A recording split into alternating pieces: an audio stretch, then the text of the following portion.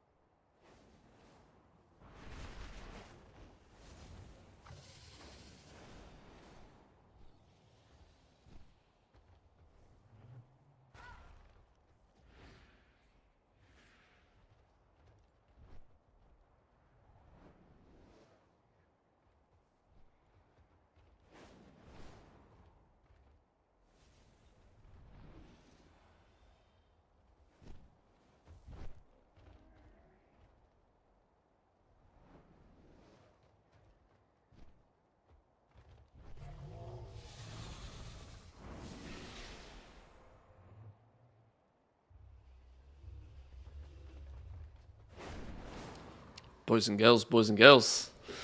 Good morning, good morning.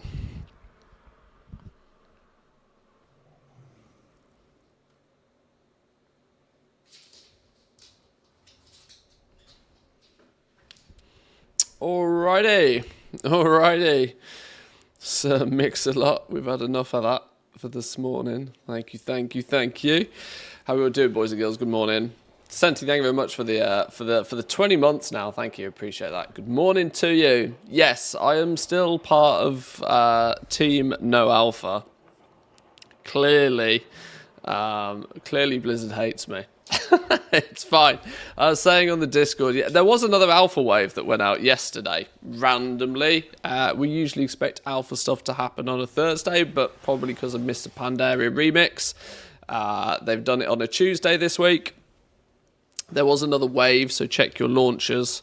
We can do a cheeky little launcher check, and we can still see categorically I'm in Team No Alpha. Shame. What are you going to do? There was this thing, though. This thing is actually ridiculous. There's part of me... See, I don't want to start the day on a negative, but this absolutely should have been an in-game reward.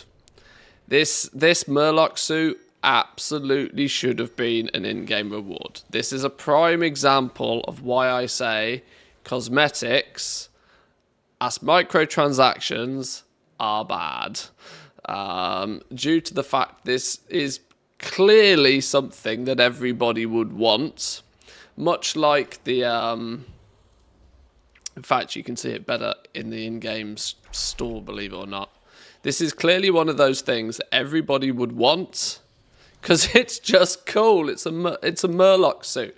I wouldn't mind one of these IRL if I'm brutally honest, but I really think that this is another prime example of they take something that they know everybody would want, and instead of giving it to the people who have already given them lots of money, they dangle it in front of people with a $20 price tag on to try and make more money.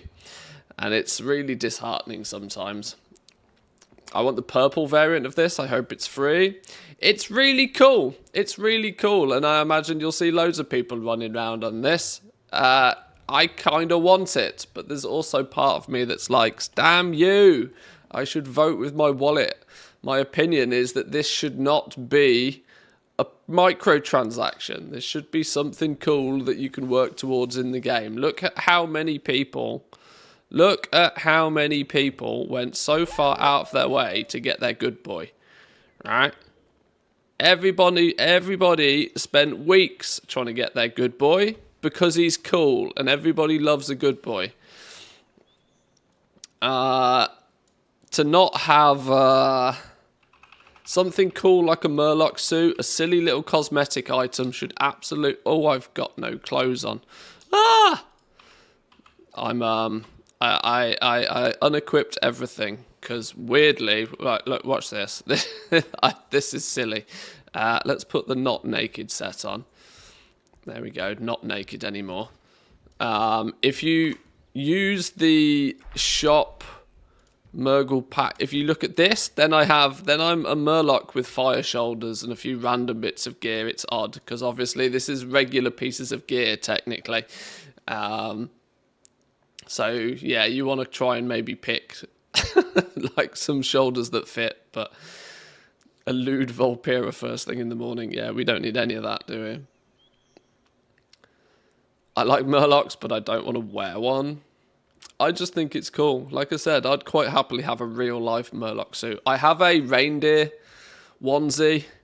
I have a Cookie Monster onesie. I'm a bit of a sucker for onesies. I like big, bright... Look, I wear the most ridiculously bright hoodies most of the time because I get bored shitless of everybody walking around wearing black and, like, blue. It's just boring. I like to inject some colour, and so I don't mind wearing silly things from time to time. It shouldn't be a microtransaction, though. It's not even a microtransaction at $20, is it? It's a macro transaction. It's pretty crazy. Let me grab my coffee. Hang on.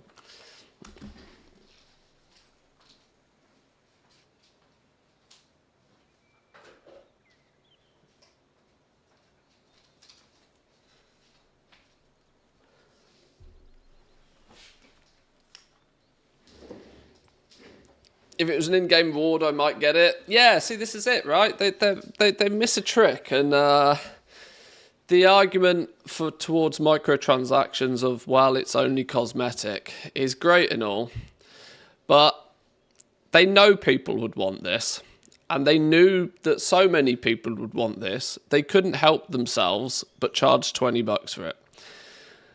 Screw everybody else that has already paid for the game, and is already continuously paying to play said game. No. Your large amount of money is not good enough. We need all of the money. It's a bit of a shame, but on the premise that anything I do buy from the store is paid for with gold, my credit card goes nowhere near this game. I might pick it up just because it is really goddamn cool. But then I also feel that there's a sense of hypocrisy there, so I don't know what to do. It'll be on the trading post next year. Yes, it probably will be. There's a strong chance it'll be on the trading post, but, you know, who knows? I made myself a neon top last week. That sounds cool. Who's excited for Panda Remix tomorrow then?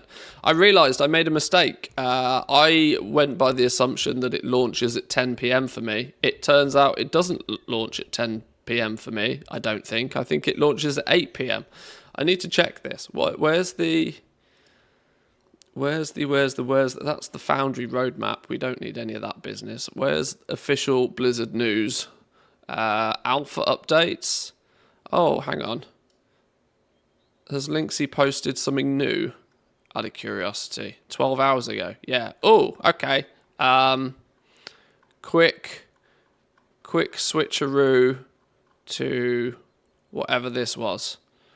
Shaman, Death Knights, Earthen, and the intro quest lines available to test on the alpha. Druid stuff, Evoker stuff, Mage stuff. I live by the theory that if you want to know the ins and outs of your personal main class, have a little read through this yourself. For that, I suppose we'll throw a link in chat for people.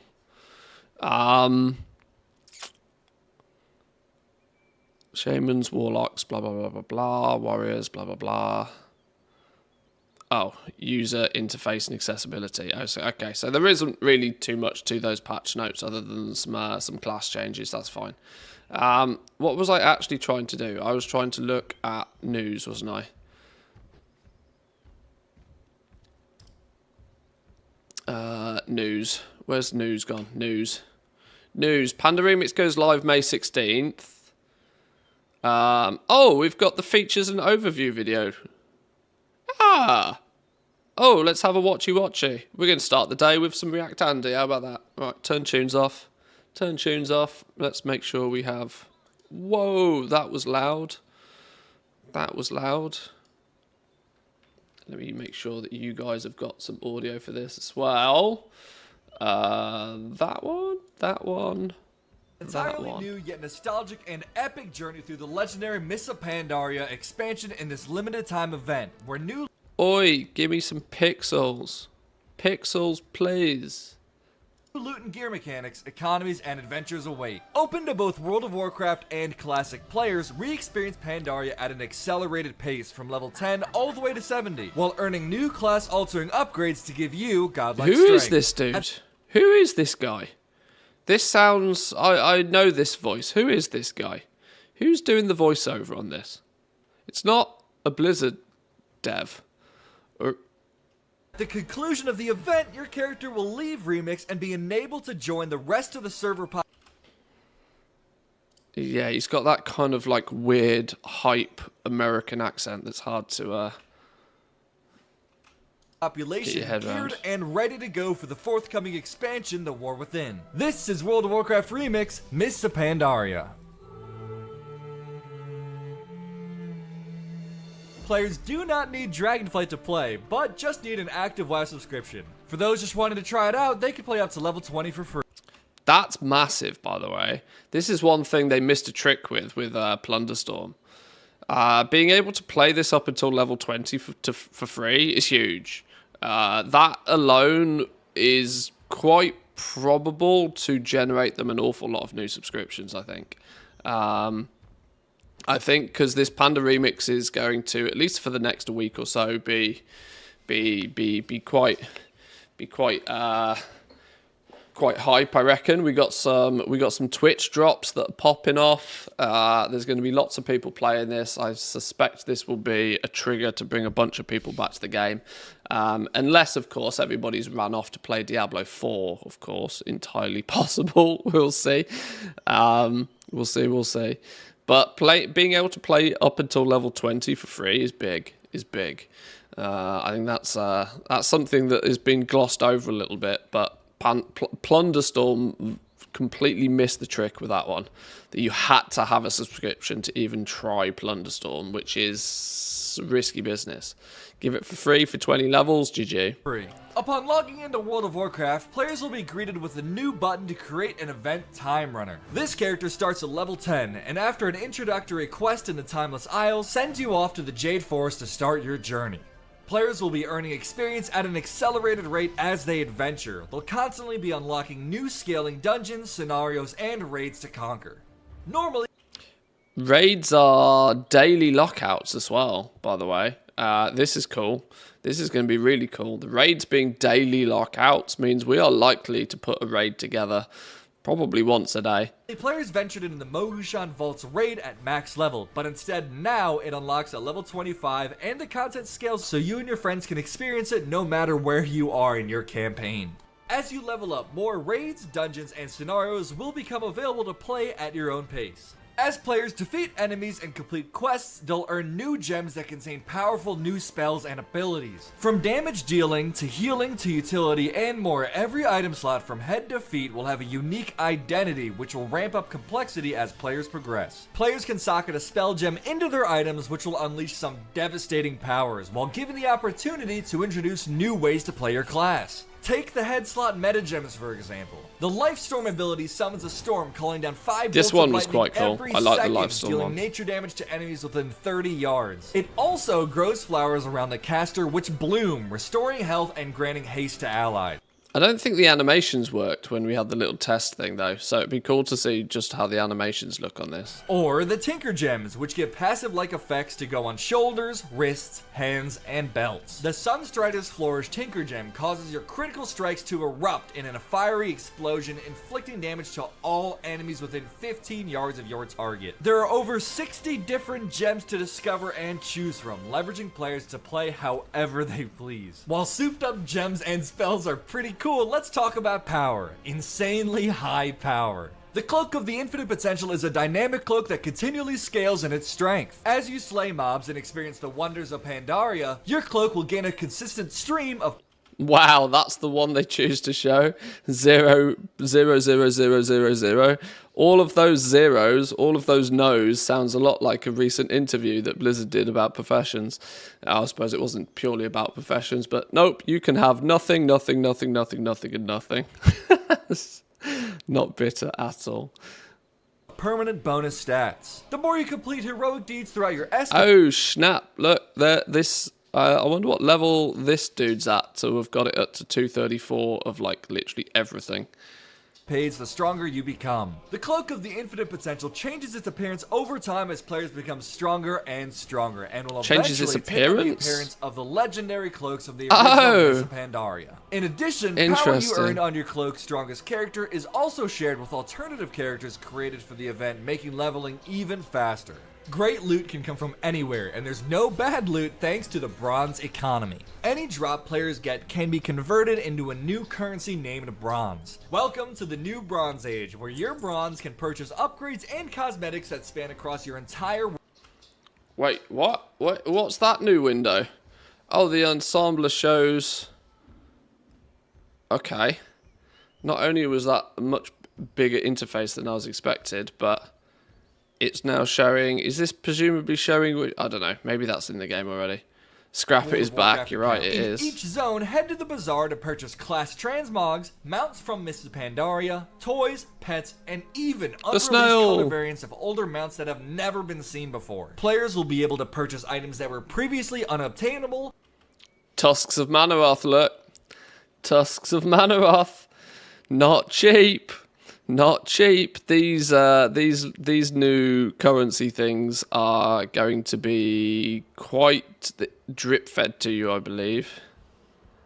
Difficult, or required a dash of luck from the RNG gods by simply spending this new currency. When the event draws to a close and Pandaria has become free from the influences of the Shah once again, your character will join the rest of the server population in standard World of Warcraft realms. At any time throughout your stay in Pandaria, all transmogs earned, titles unlocked, and mounts obtained are instantly available for your other World of Warcraft characters as well. All you need is an active WoW subscription to dive into this truly legendary and memorable journey. Or if you just want to dip your toes in and see how you feel, play for free up to level 20. Get ready to spring through time on May 16th, and we'll see you in Pandaria. Oh, the one thing I was genuinely actually looking for there being the global release time, they didn't say. Okay, cool, sure, love that. Thanks for that, Blizz. Looks cool, though. Looks cool. We're going to have some fun with this for a few weeks. August 19th it runs till, by the way. August 19th. So that also is giving some people the suspicion that August 19th is then going to be potentially pre-patch launch day. They suspect that Panda Remix will run until 11.0 pre-patch, and then they'll turn it off so that everybody can go do whatever the pre-patch thing is. So expect pre-patch to launch August 19th or very close to. 1 week, maybe later potentially, but August 19th seems to be earmarked as a 11.0 pre-patch launch, which could be cool. Your husband's birthday? Hey. Good day to do some celebrating. Happy birthday. Let's see what else is going on then. Presumably this is just mostly talking about what the video said, but accelerated leveling in content allows you to take on nearly every quest, scenario, dungeon, and raid. I can't remember how far I got on the little weekend. Did I get? I can't remember. I got into like the low 30s, I think. I can't even remember. Leveling via questing was slow. Really slow, so we might try and do some more sort of instanced or side content, or side content that's probably quicker. Running some dungeons, running some scenarios, that sort of stuff might be a quicker way to level in Remix, at least your first character. If you want to go back and lore master everything, there's a good opportunity, I guess, if you want to level a couple of alts, to once you've got your cape pumping with bonus XP, to then create a new character, use your bonus XP and do lore master in each of the zone on those. Kill 2 birds with 1 stone. That might be a better way to get to 70 quickly on the first toon. I'm probably not going to rush it. I've got the whole weekend. The wife is going to her parents' place to do some dog sitting. Her mum and dad are away for a week, so she's gone over there to look after their dogs. She's taking one of our dogs. So it's just me and the brown dog for a few days, meaning we get to play lots of Panda Remix all weekend. So we got plenty of time to get to level 70. More importantly, to try and start figuring out just how, bronze is farmable. I suspect farmable bronze will be needed. The feast is up for the weekly, by the way. Oh, we should probably do that, shouldn't we? We should probably do that. Is it that week again? Is it the week with the feast and the siege? And it is, yeah.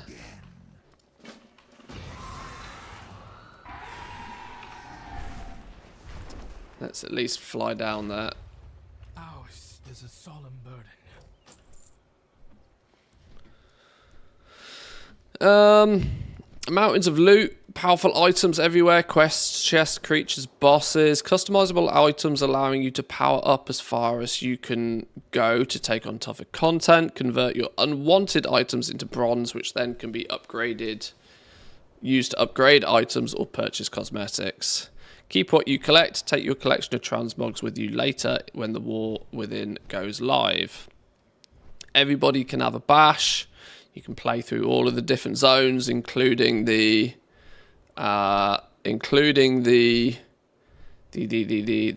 Mogush Vault kicks in at level 25. I think we did that. You could basically spam run LFR, by the way, and get experience from doing it as well. So if you're really sweaty, you could potentially be just spam running both dungeons and scenarios and raids. There's so many different ways to level up to 70.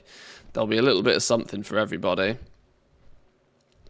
I think you get... Where is it? Yeah, Isle of Giants kicks in at 45, along with Timeless Isle. I wonder how they're going to do like the dailies and stuff on those zones. Whether they're going to... Because the Isle of Thunder was like... The Isle of Thunder also originally was gated, if you remember. If anybody does remember. The gating of the zone in the first place meant that it was a week or two before the other half of the zone was available, if I remember this correct. So I wonder how they're going to do that. Whether they're going to stagger... They're probably not, are they? They're probably just going to have it like set so it's like ultimately just all of it available. But then Throne of Thunder, Siege of Orgrimmar, and then Heroic Raids kick in at 70. Siege of Orgrimmar actually is available in Mythic difficulty as well, which could be quite fun to try and dip into. The previous feast was horribly laggy, stood there for 5 minutes, did 1 of 5 quests, then logged out really bad. Oh dear, let's hope it's not too broken. Can you collect transmog for all WoW classes by only playing one class? This is what I am not 100% sure about. That's something that's coming in. That's something that's coming in the War Within, and we will probably see, because it's like a major system, it will be implemented in the pre-patch. Now, I don't know how Panda Remix is going to deal with that. Maybe it says at some point, but I'm not 100% sure.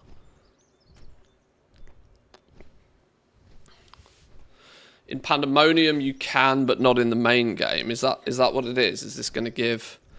Maybe that's what's say. Opportunity to collect a variety of items from just about anywhere. Sockets. Each time you loot new items, you'll have a chance for powerful upgrades. Okay, let me just get my feast on the go.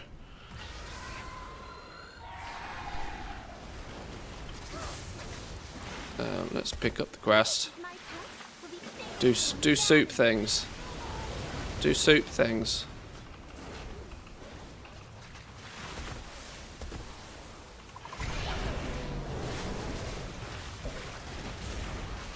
Give me some meat. Give me some meat.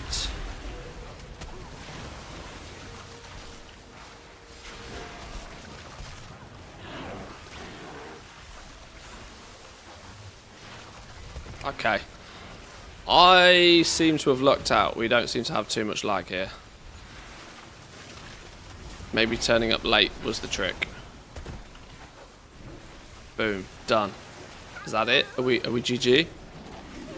Am I going to hang around and wait for the dude to pop out? I don't think I am I?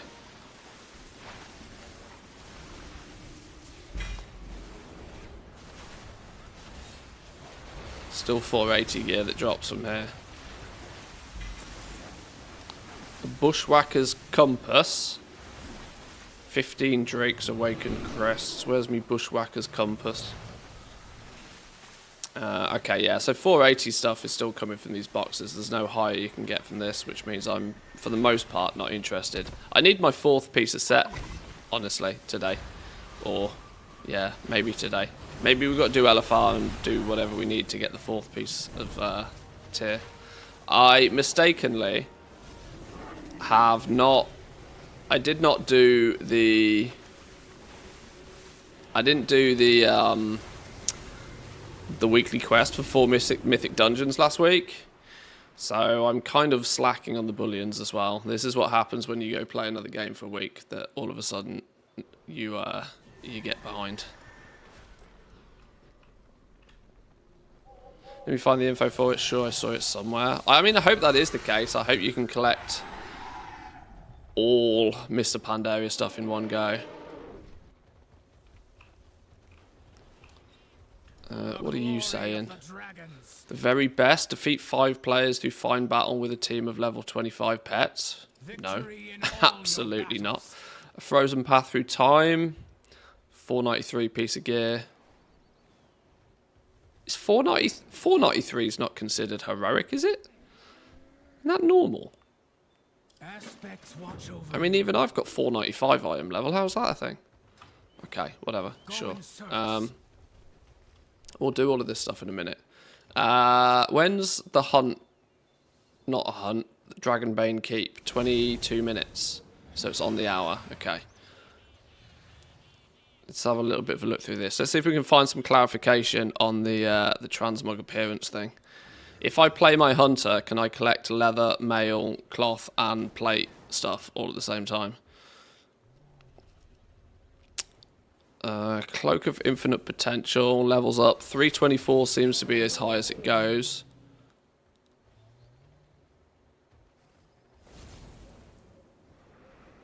Earn titles, a variety of transmog, previously unreleased colour variations, and more. These achievements become feats of strength once the event ends. You get the Phoenix just for hitting level 20. So this will also be available for people that don't have a subscription right now. A big sort of oi, come play the game sort of thing.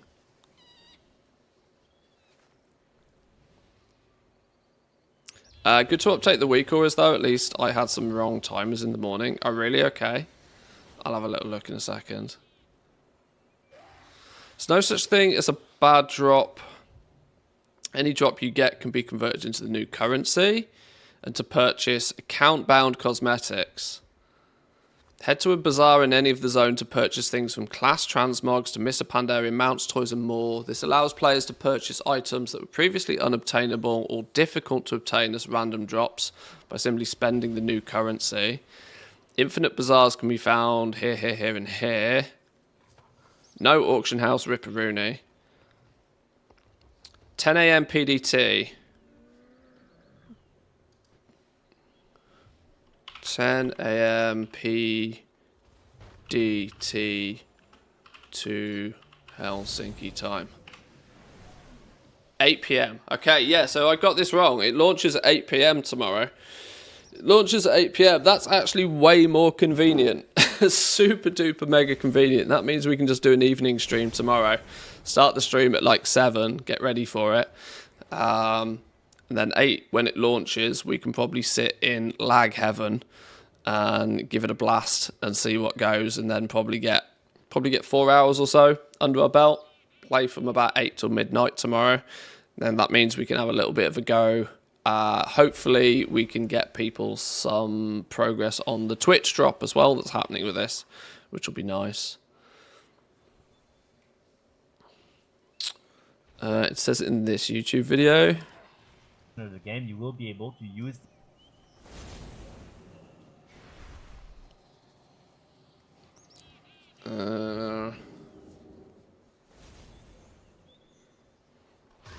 Oh, that was the Wowhead one. Okay. The items you buy from, yeah, account-bound cosmetics, because they're all tagged as ensembles, you should be able to learn them on any character, regardless to what class of armor that character can wear. So you should be fine for collecting. If you level 1 character through Panda Remix, you should be able to get all of the other transmog stuff if you wish as well. I suspect for most people though, they'll have more than enough to do with just the pets, the mounts, and their own set of transmog, but we'll see. We'll see. Okay, that's going to be quite fun then. That's going to be fun. That kicks off for me tomorrow at 8 PM, which is much better than the 10 PM I thought it started. So I'm big happies about that one. We can get behind that for sure. Right. We have the keep starting in 20 minutes. Let's I need my 4th piece of tier. It feels weird running around with 3-piece tier. I need, what have I got? I've got the helm, I've got the shoulders, I need the chest, and I need, what have I got? Chest and gloves. Chest and gloves. What LFR wings give me chest and gloves? In fact, to be honest, I should probably do all LFR wings either way. Just for me bullion, and it'll probably, hopefully, if I'm lucky, give me last week's one that I haven't got as well.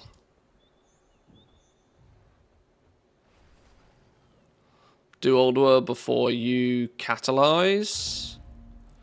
Is that still dishing out 493 gear? Is it? Check vault. I didn't log in last week. I've got nothing in my vault. I didn't even log in last week. Well, I lie. I logged in for about 10 seconds yesterday to clear my vault from last week, but I didn't play the game for a single minute last week. Far too busy playing Foundry. I put 70 hours into Foundry last week, which is actually bananas. Not healthy. Not healthy at all.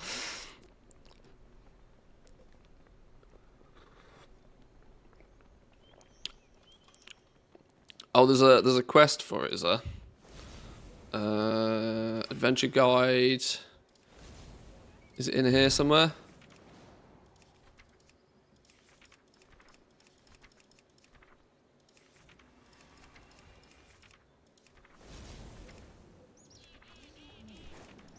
Maybe not. Oh, flipping hell, I've just spotted it. It's here. Okay. I know that's the fine group for it. That's the fine group. Well, I can't... Okay, we'll do that later. Where's the NPC for this, then? Is it this dude again? It's not, is it? I swear I spoke to you. The aspects have All you were trying to returned. give me is Honor some all pet battle dragons. bullshit. Serve well.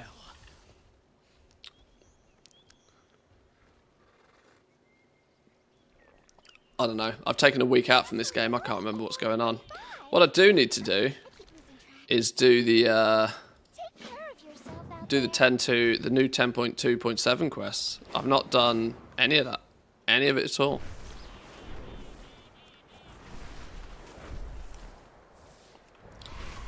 With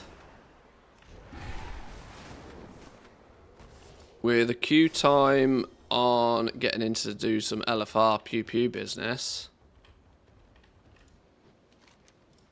What are you? All life is worth saving. Loads of quests to do, look. Harbinger quest. Teleport ourselves to Dalaran. Maybe we should do the quest line not when we're about to like get interrupted by jumping into LFR. Maybe we should try and do that in one go without interruptions.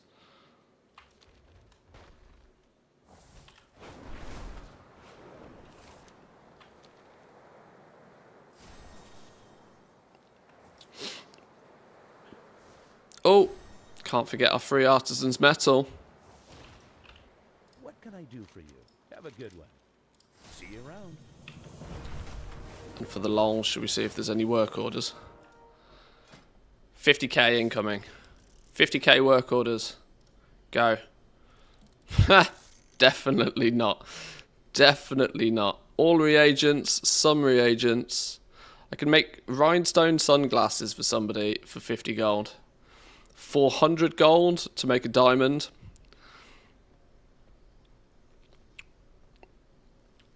No materials. Nothing particularly fancy. Should we make this dude a diamond? He's going to be real sad. Real sad when it pops out at Q3. Real sad. Especially since I'm going to use my resourcefulness tool. Because it's a public order. Oh. Ha! Maybe not. Snooze you lose. Snooze you lose. Should we make this dude his rhinestone sunglasses? Clearly doesn't want. What's the value of these? You've provided all of the materials. Maybe that person just straight up doesn't have. Wow, is this maybe a legit order? Legit in terms of you've provided materials. Why am I so sus? Why am I so sus of any work order?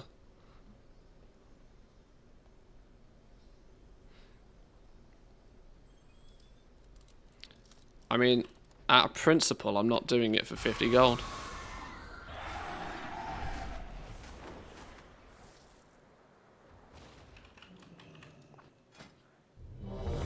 Whoa, that was quick. Okay. Now I can't see behind this. Well, these could be none. Expert alchemy hat. 3,000 gold, but not providing anything. 3,000 gold to craft. Resourcefulness maybe kicks in, maybe makes it work. But still not happening. I minimize that thing. How do I unminimize it? Quick. Quick. Where did it go? Enter. Woo.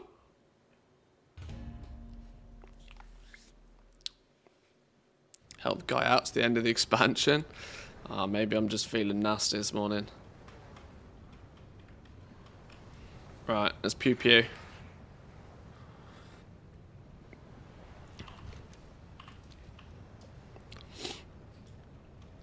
We need, what do we need?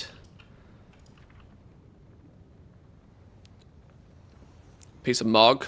We'll take a piece of Mog.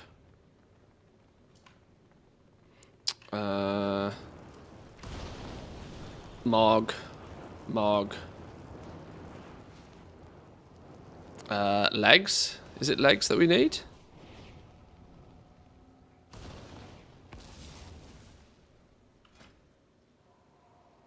No, we've got legs.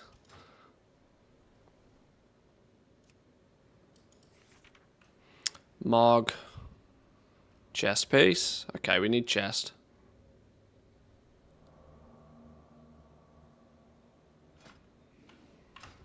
Okay, we can get something from here. Nice.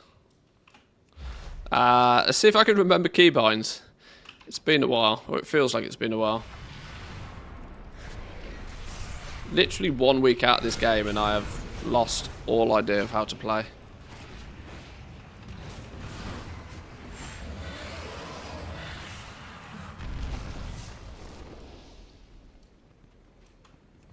Master, Erenog has fallen. I wonder just how many people are like actually done with Dragonflight now.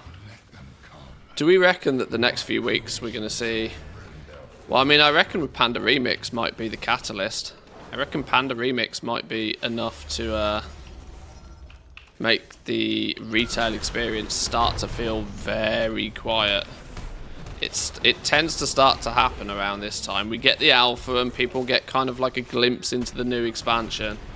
And then people start to find it very difficult to keep momentum going in the current expansion. Unless you've got something, you know, super personal to work on, like you want 500 level 70 characters or something.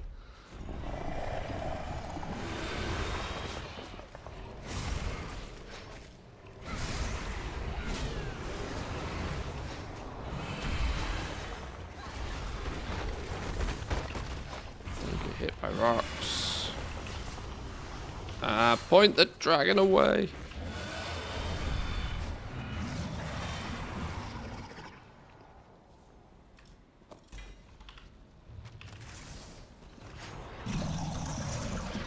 What in the world are we listening to? Flipping Frozen. Pre-coffee, I can't have that in my ears. Not happening. The invaders are here! Work quickly! Cowards!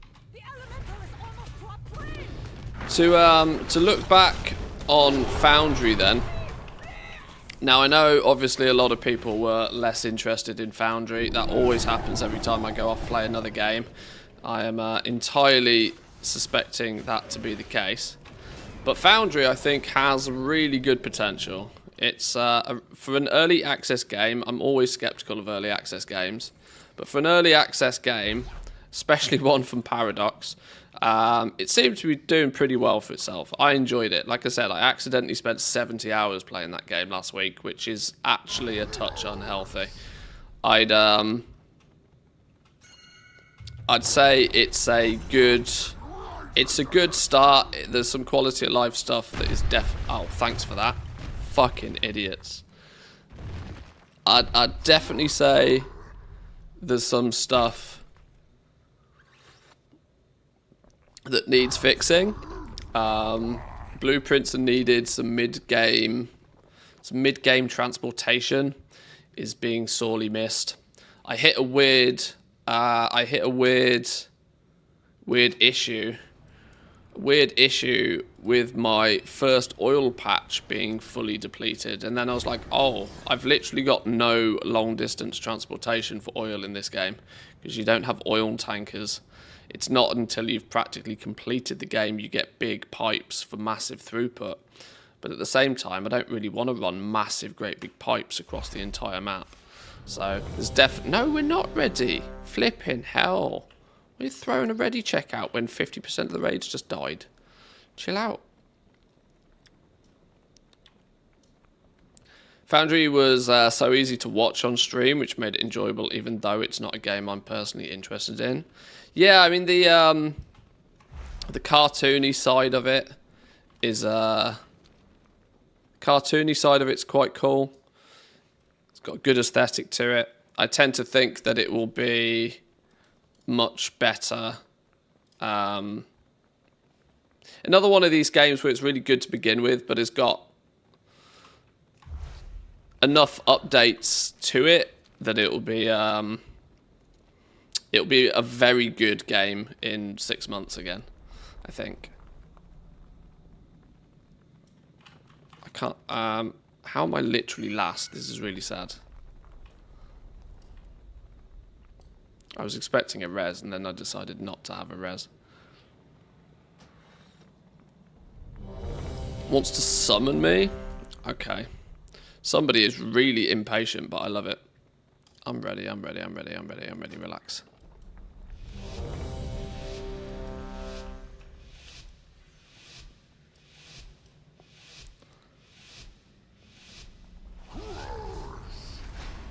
But yeah, I enjoyed Foundry a lot.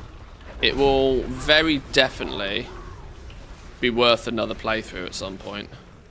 Very definitely. The problem is my schedule for factory sim games is going to be pretty ridiculous in the next 6 months. Satisfactory 1.0, Factorio 2.0. I really want to try Dyson Sphere Program again, because it's had its big update that has like biters and stuff in it, which sounds cool.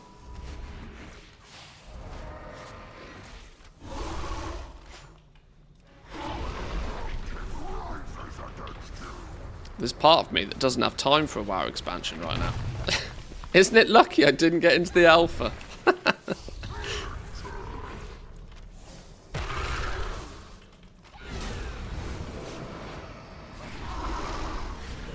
I'm not gonna lie, not getting into the alpha's kind of been quite frustrating. I'm not particularly good at hiding that frustration. It's like, as much as I would like to say I never had any expectations of getting in, there's part of me that would have really liked to have got in. It would have made stuff so much easier. It just means I'm going to have a very crammed beta experience now if I want to continue being useful to the community in regards of professions and stuff. I don't know what Rock Blast does. Let's just get out of the way and probably... Okay.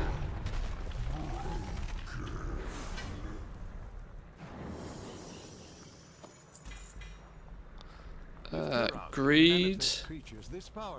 If I need on that, people are going to cry, but, you know, well, the game's the game. A neck, 480 neck. I genuinely don't need that, other than the fact it's got the socket on it. Means I need it, sorry. Or I got a 98 on it. We'll need to destroy any that remain before we can. Did I get a 98 on that and still lose? Wow. I got a 98 and still lost. Well, blow me.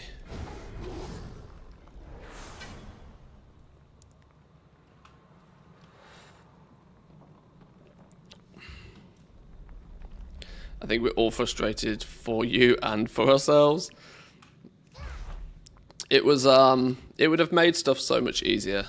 It would, because my expectations going into the alpha would have been such that this is the first implementation. It's broken. We wouldn't have needed to have like aggressively tested anything. Testing is a beta thing, but it would have given me a much stronger understanding of just what the hell's going on with the professions. Some people out there, Zanzaful's been putting some videos together that are much appreciated. Soul has actually, interestingly, been covering the professions a lot more. Clearly he's noticed that there's potentially a bit of a gap in the market there. And his videos have started to get a little bit of traction because of that as well. The content is slowly but surely getting out there. but I still have so many questions about how the profession, like, there's a new mini game apparently for herbalism that I've had no opportunity to look into or figure anything out. I wanted to get a bit of a better idea of, like, even just the core materials and stuff. I can look at it through Wowhead. I can look through all of the data mining code. That's not an issue. It's just it doesn't sink in very well doing it that way for me personally. This is why I like to sort of see things firsthand. If I can get a good understanding of it myself, I also then feel it means that I am better at portraying that information to other people as well. And I've always said that the alpha's the best time to, like, get feedback in, and I don't feel as if I've been able to provide any constructive feedback at all because I haven't been able to see it. Not that my opinion should be taken with anything more than a grain of salt, but it's dare I say it without, you know, without tooting my own horn, over the last few years I've sort of set a good example of that. I, for the most part, know what I'm talking about. People will disagree with some of my takes. That's, you know, nobody's going to agree with you on everything, but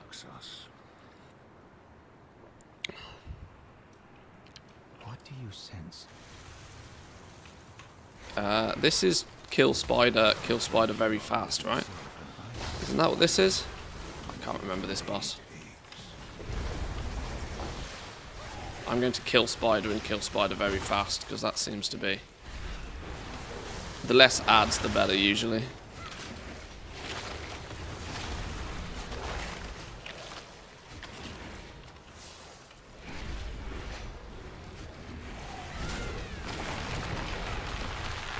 Alpha was way too limited. Well, they seem to have opened the floodgates recently. Or at least a little bit, should I say. But, in my opinion, it's a little bit too late. You kind of should have thrown people in. Like, I understand week 1 having it, like, to drive the hype in a certain direction, giving it to, like, the big prominent streamers, YouTubers, content creators, that sort of thing. Week 1 is streamer week, there's no denying it. You'd be stupid to believe anything else, honestly.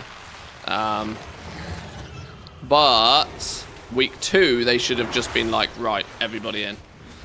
Get in, give us some feedback on this. The fact that they didn't do that shows quite aggressively to me that they're not actually that fussed about feedback. I also suspect that a lot of the feedback they get in the alpha is feedback that just isn't usable, isn't relevant. You know, there'll be things like people like sending in error reports that, like, oh, this craft doesn't have a tooltip or only has one material or something, which is great, but it's not meant to have been implemented anyway. This is the thing. Like, people somewhat mistake alpha in how they approach it.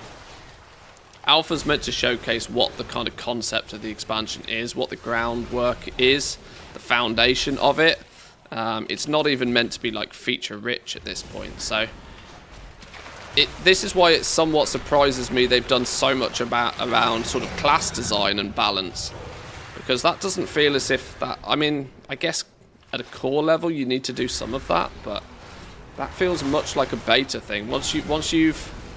How can you balance things, or how can you give feedback on balance until you've even seen, like, you don't even have damage meters, right? You haven't even got a damage meter in the alpha because there's been no add-ons for the most part of it. So how are you meant to actively test things and determine, well, this feels too strong, this feels too weak?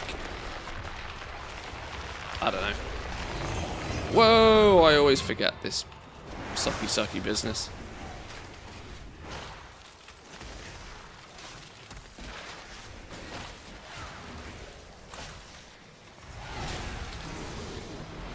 I get the feeling they don't want feedback on the systems, etc. Just the basic bug reports on things like hero talents. Yeah, see, this is it. I'm very firmly of the opinion that things like alpha and beta are nowhere near as much.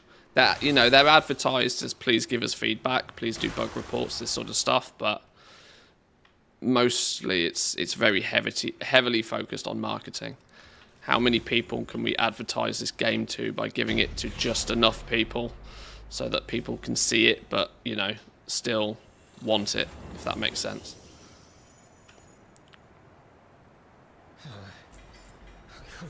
Oh, double bullion. Love that.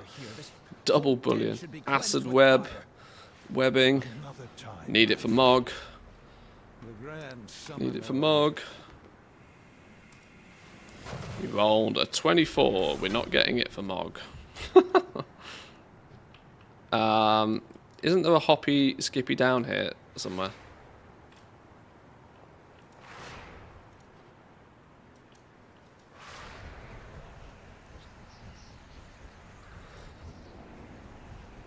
Never lucky.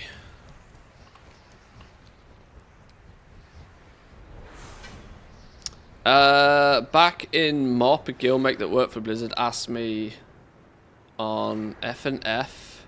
Ever since then, getting it super early, barely played it. Added me on F&F. Is that meant to be Final Fantasy? I don't know. I don't know what F&F is. Oh, added you in friends and family. Sorry, yeah. Yeah, it passes me by because so many people don't even know that friends and family is a thing.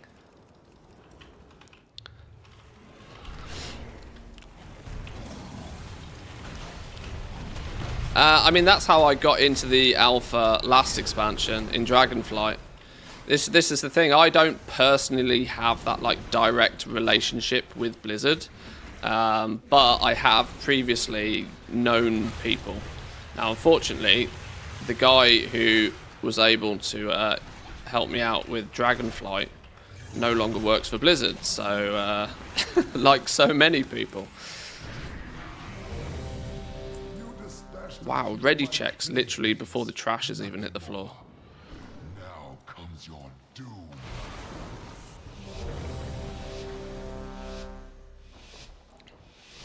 That is definitely true to say, though. They have definitely upped their game with the way they structure their testing. Like the game seems to be a lot more ready, a lot more complete when players do actually get to see it nowadays. Not for everything, mind, but the game is at least playable. Like with previous expansions alphas, you would have like 0 textures, like completely broken maps. It would be very broken, like almost to the degree that you would struggle to play it level broken. Whereas now everything seems to be like, if you want to go test a dungeon, you can run a dungeon and the dungeon will work. They don't give it to you until it's at least mostly finished.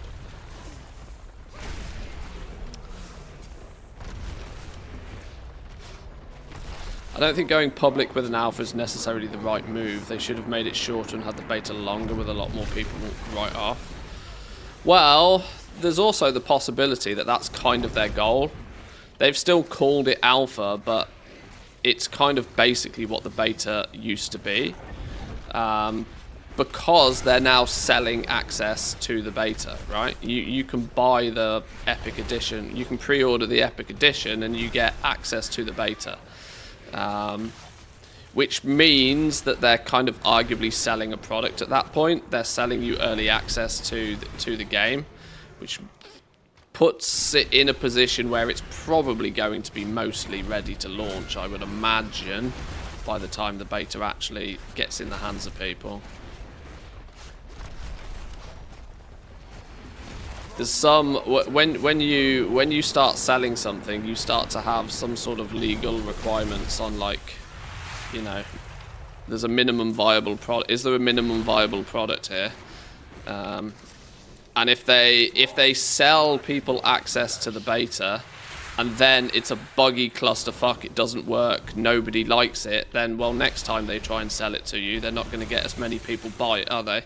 So this is also the thing. You got to look at it from all angles. Is it really going to have been structured the same way now that they're selling you access to the beta? and this 3-day early access on top. They've tried a lot of different things this time around.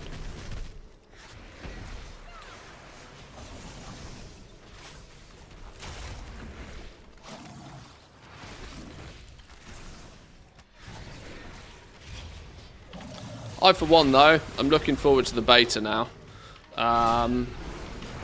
It will be nice to be able to dive in there, and more importantly, I think it will be nice for players to also be able to go and have a look at stuff.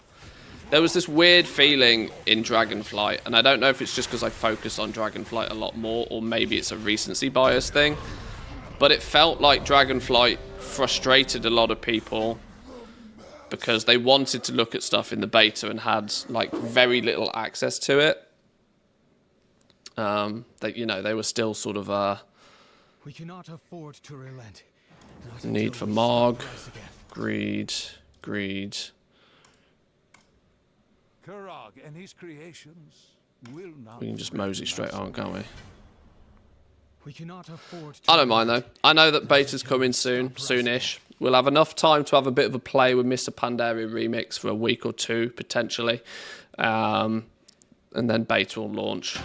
Everybody can keep themselves busy with Panda Remix for a while. I can dive into the beta. I want to get it known quite early that my stream schedule whilst beta is a thing might be rocky. Very rocky. There will be some days where there will be stuff I want to do and I will want to be doing it off stream, and there's reasons for that. So my stream schedule during the beta might be a little bit rocky.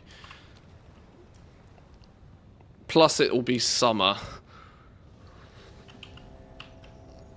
which also is puts the spanner in the works for me personally.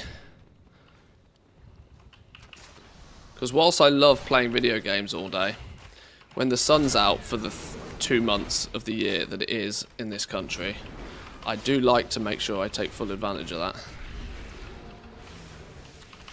Shocking, right?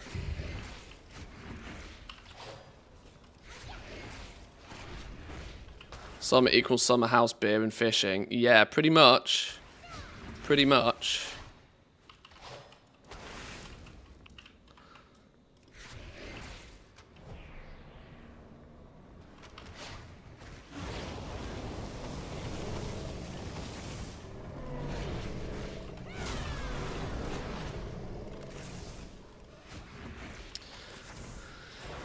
Too much you get it is then practically light 20 hours a day.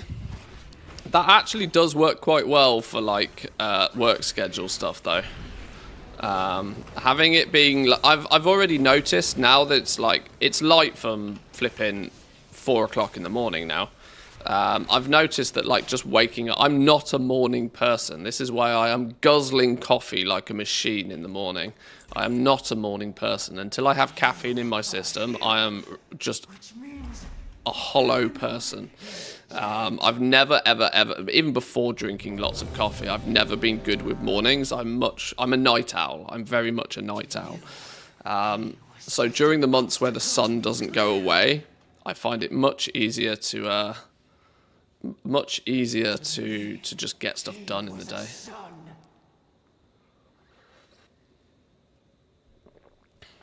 The fate of Azeroth does not matter now. Get up at 4:30 in the summer. I mean, that's a touch early. It is definitely a touch early.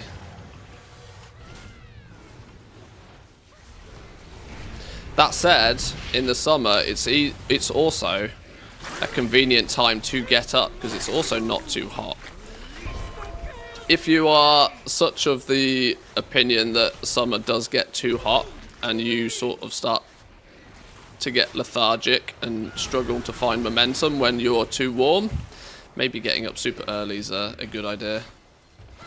My problem with getting up at 4 AM though, or 5 AM, or even 6 AM, the problem with that for me is that my body still doesn't say it's time for bed until at least midnight. So I then start to, that starts to tap into my beauty sleep. And let's be real, I can't. I don't have enough beauty to be gambling with that.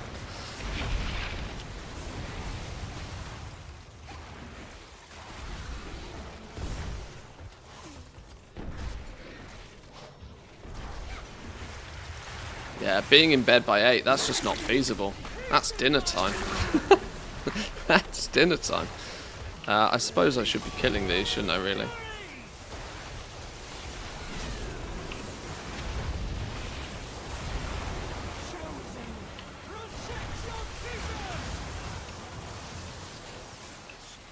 I've entirely forgotten what I'm meant to be doing here. I'm just killing things.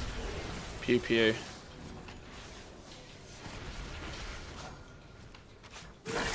Ads. I guess we kill ads. Focus on ads.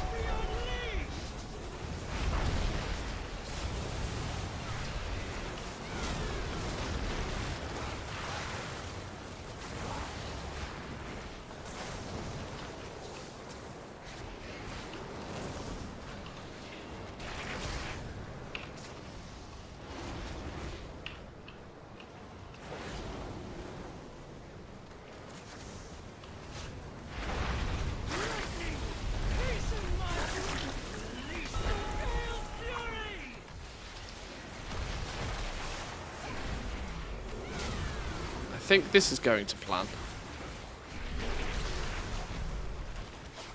Seems very chaotic, this fight. Go, pet do pet things. Blast. You can tell I've not played this game for a week or two. My early season gear boost is now being eclipsed by players that actually play the game properly. There is I'm nowhere to be seen on the damage meters. Even in LFR. That's a poor show, that is.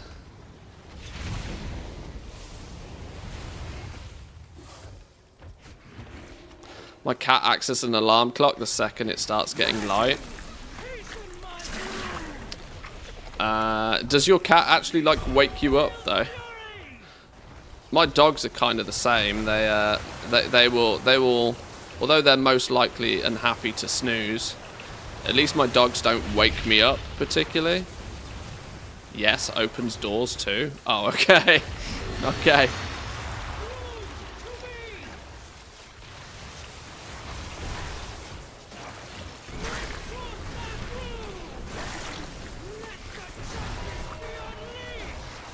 Yeah, my dogs have not learnt the skill of opening doors. That said, we don't close any doors really in the house. Apart from obviously like your front door. My dogs have free reign to go wherever they please, even during the night. Whilst they have that luxury, they tend to still stick in the bedroom. They might go downstairs for a drink of water, but then they come back upstairs to bed.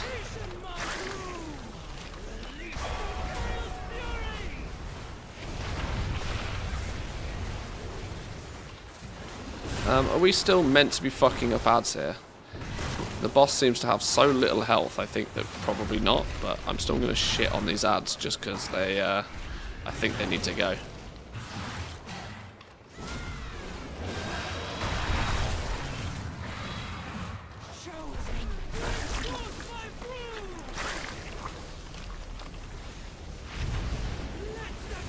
Oh yeah, he's capped at 4% health. What's the crack with this? I can't even remember. Right, kill ads then. Oh, now he's going down. Now he's dying. Now he's dead. No, still got to kill him. Oh, health is gated by breaking the eggs. Okay. There's a thing on me. I can't remember what the thing does. Alright, well, let's just ignore all tactics.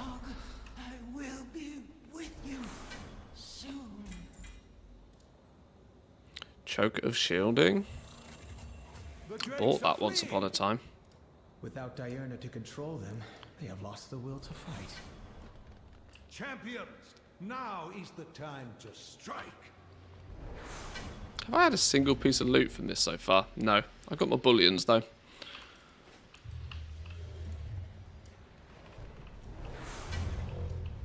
I like red. Let's go red.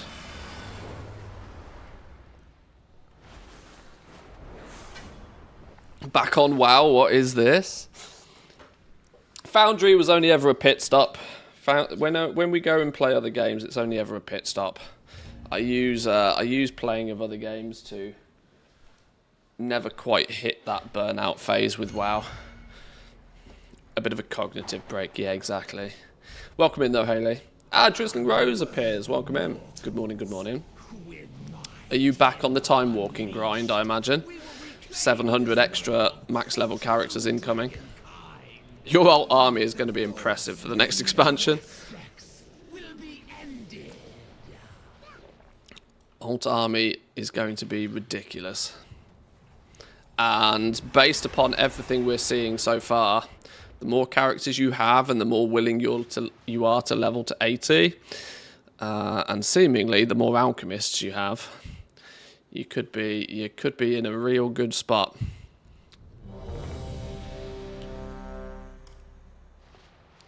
Does anyone here actually have the time walking mount? What, the infinite dream walker thing? I get people message me when they do get it, so I definitely know some people do. I don't possess it. There'll be lots of ones in chat of people who have it though. A bunch of boomers in here, you got to remember.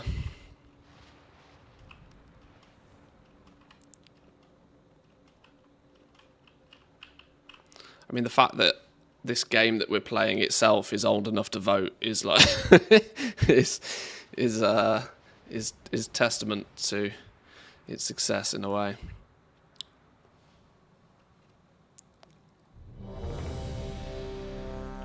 Leveling the last 30 up to 60 now, then I'll make them 70 for 2 accounts of Dracothists for the last month or two. Sheesh! That's ridiculous. I mean, fair play though. I kind of wish I had the I do kind of wish I had the enthusiasm to level alts that aggressively. I've always looked for the cheap way, the shortcuts.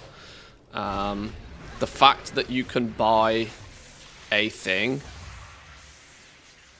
I don't have the bomb, can I? The fact that you can buy a boost has always made the art of leveling frustrating for me. Mostly because I have also played this game for nearly 2 decades at this point. I have leveled my fair share of characters. It's an experience that is not going to bring much value to me other than having that extra character. We're not getting any pings, but I'm going to assume that 50% of us going here is a smart move. I can't quite remember exactly how this works, but... Oh, this is where I should have blown my cooldowns. Oh well. Where are you?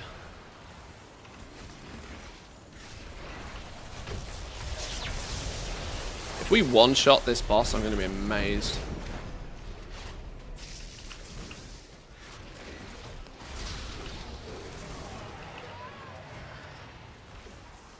We'll be 130 with Pandemonium. I did kind of partly consider, and I even set up the ability to do this, I did kind of partly consider doing a massive multi-box leveling thing. I made a level, I think a level 11 twink is what it actually ended up being. That was then going to power level 4 of my other accounts to get a bunch of level 60, 70s on 4 other accounts for the War Within. But the reality was I never actually decided to do it. Mostly because, dare I say it, it's multi-boxing. And I don't particularly want to have to deal with the hate that comes along with that.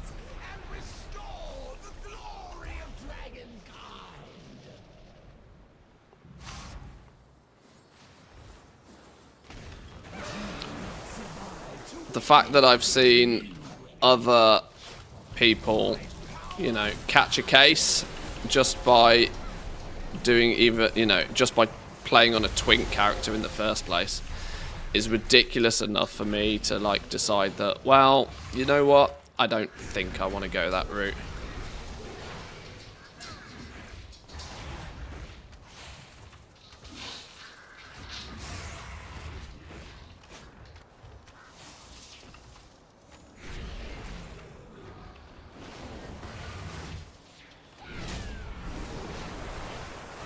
Right, we have a fair amount of people dead, but I think we're still good enough that it shouldn't be too problematic.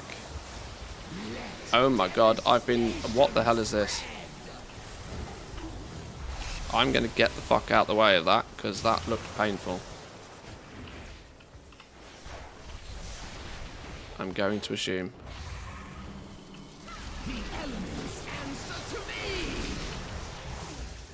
Better not risk it, Blizzard already hates you. Well, yeah, exactly.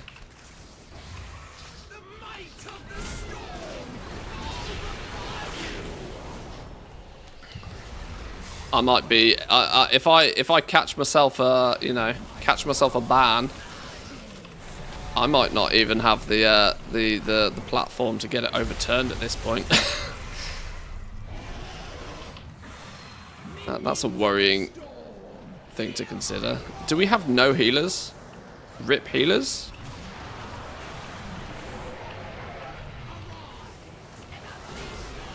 Okay, I'm healed. We're good. Stand in front of a dragon for a second and we're all good.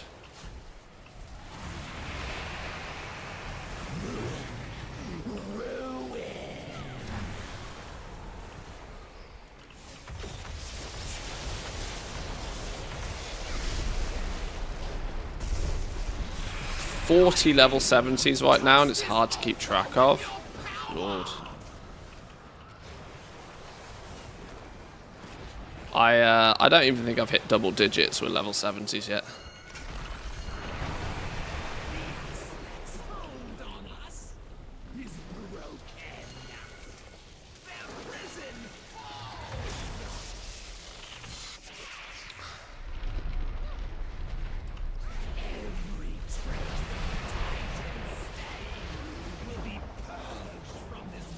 If you get randomly reported, don't worry, Blizzard's automated system will have your back. Yeah, exactly. That's the biggest concern. That's your biggest concern. Even if you do accidentally slip and fall onto the ban hammer, your chances of speaking to a real human... Let me put it this way, like, since the alphas come out, the ability to speak to a real human that works at Blizzard is remarkably difficult, by the way. Remarkably difficult. I've even been ghosted by community managers. Let me just throw that out there to showcase just how ridiculous the whole situation is. Totally 100% ghosted by community managers.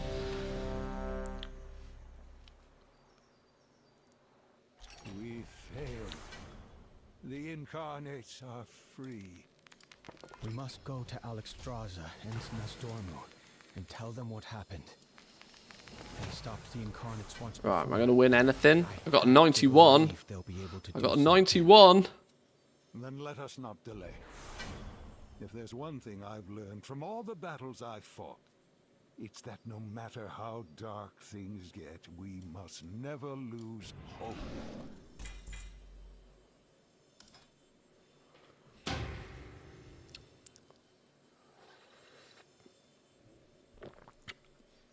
Still waiting on 3 people to press a button, and nobody got a roll bigger than the 91.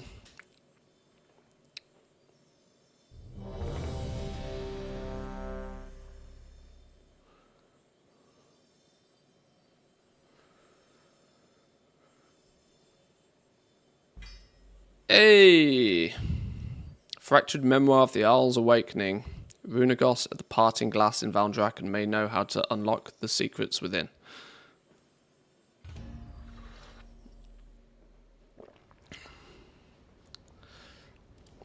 I almost forgot. Then they'll get frustrated with you trying to appeal it and will threaten to shut down your account completely instead of it being a 6-month ban. I got healed for 1.4 million health. Did I really? feels the weight of destiny That's pressing more down health than upon I have. Like, even lay on hands wouldn't do that. to take back Did I this really get a vision from the 1.5 mil Primals heal? and ensure Where did the that other come from? incarnates are not freed. Then we shall not fail. The Primalists have used their That's a elemental worrying force. This thing to battle may consider. inspire Do we have no healers? Pelagos. Rip Do you know healers? where the other incarnates are imprisoned? Within the core of the mountain.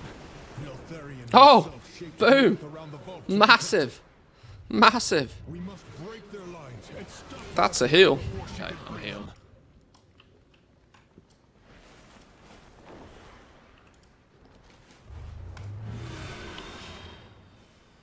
Shaylun's gift will heal you for that much with a crit. Damn. Big heals. Oh yeah, this is where I meant to press buttons again.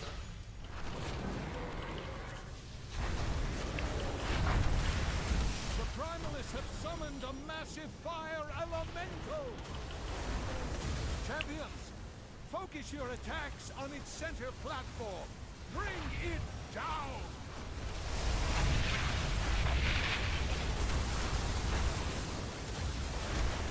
What does this thing even do?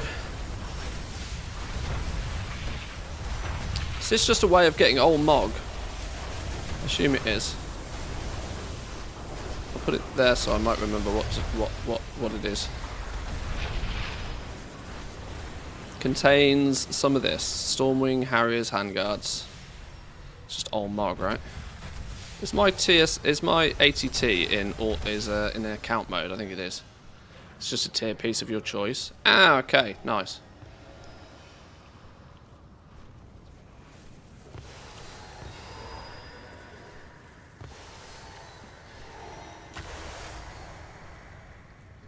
I mean, it happens all the. If you only need to spend 2 minutes on Reddit, and you'll see somebody complaining about the fact they got banned and then tried to appeal it, and then they get banned for even longer because they tried to appeal it.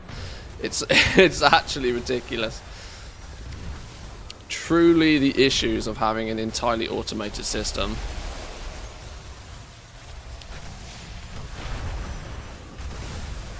Made yourself a nice little spreadsheet for leveling endeavors. With that many characters, you're gonna need it. Honestly, you're gonna need it.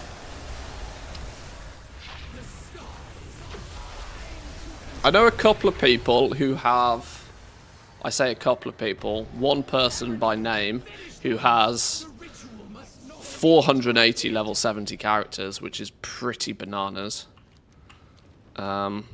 Every time they turn up in the stream, they tell me that I'm stupid for not leveling so many alts. But they were leveling 8 accounts simultaneously. So that's they're going to have some work cut out for them in the War Within as well. But they're already putting themselves in an incredible position with the way that professions are looking.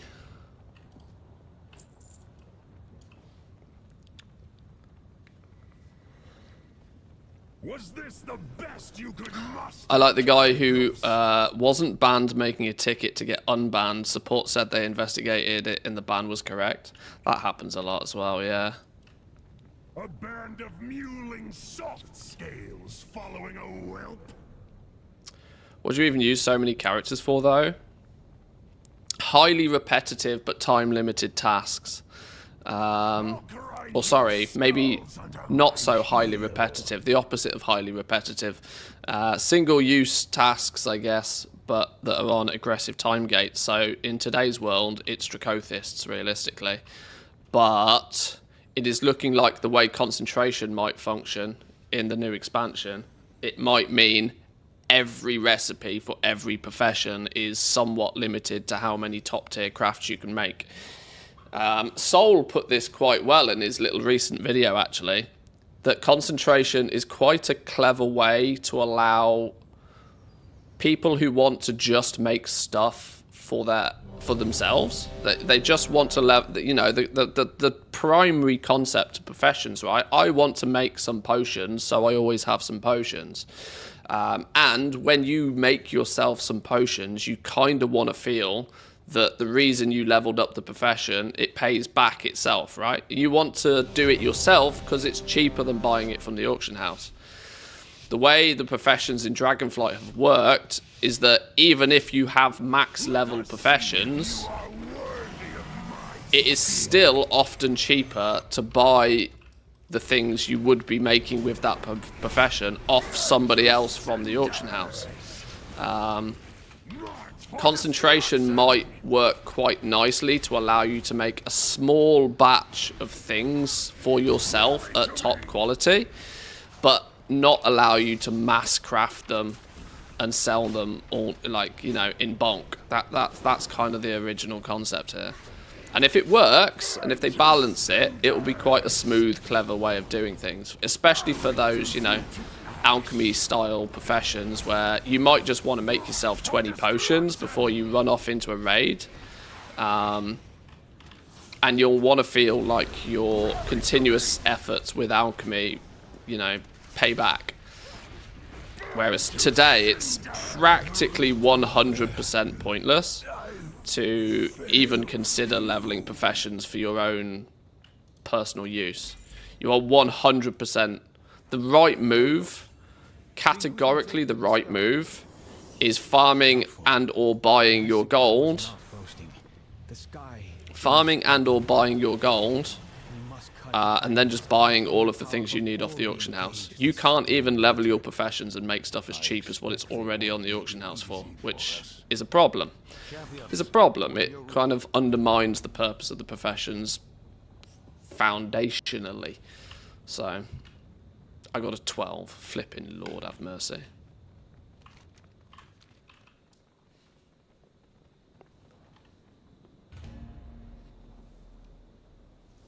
You can see in his eyes that Matthews is like, please talk about something else, like CBA complaining about Blizzard customer service. Hey, I can change topic whenever I need to. I'm a strong, independent, disciplined goblin. I do not get led astray by such heinous topics of conversation.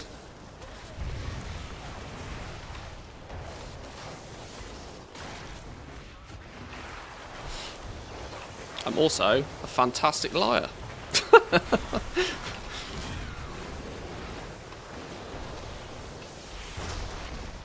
Oh, nearly dead. Quick, somebody mentioned work orders. Yeah, thanks for that. Appreciate.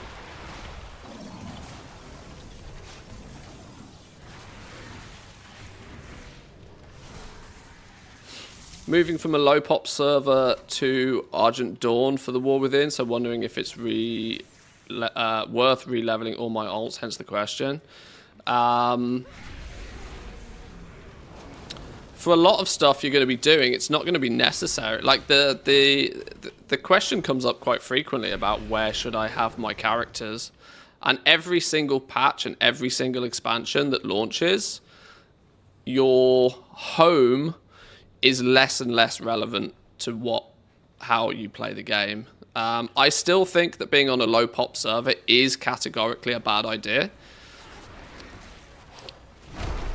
As there are some pretty sizable disadvantages of being on a low population server for most aspects of the game.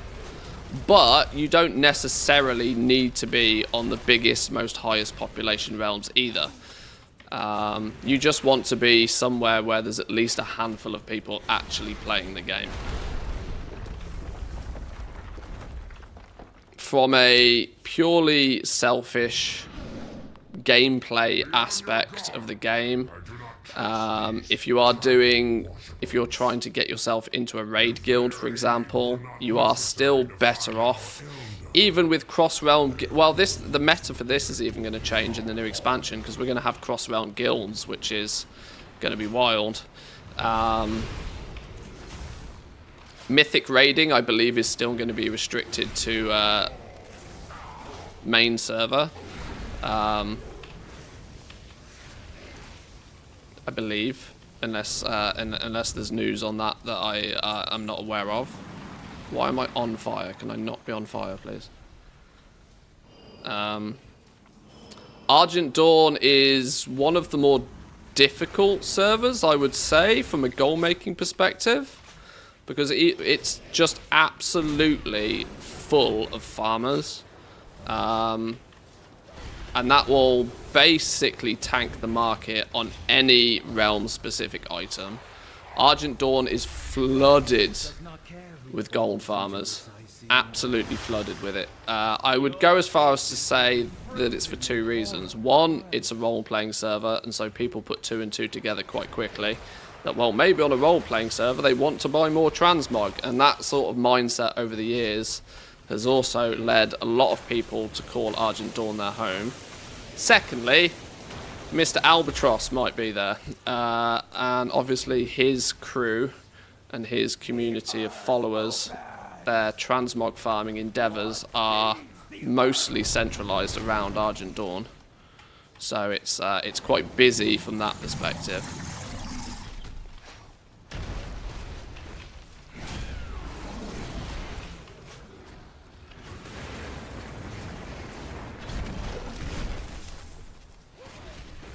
But it's probably a great place to be for if you need to buy something and you need to buy it cheap. So there's always 2 sides to that tale, you know. Sure, stuff might be cheap and you might not make much if you find it and sell it, but at the same time, everything you might want to actually purchase could be very, very cheap.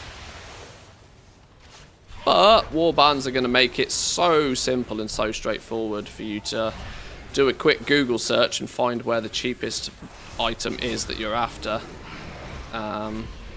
It's still going to feel slightly weird that there's not going to be any way, particularly in game, to see that information. But the meta's the meta. Soon, the incarnates will be unleashed on a world in need of our rule.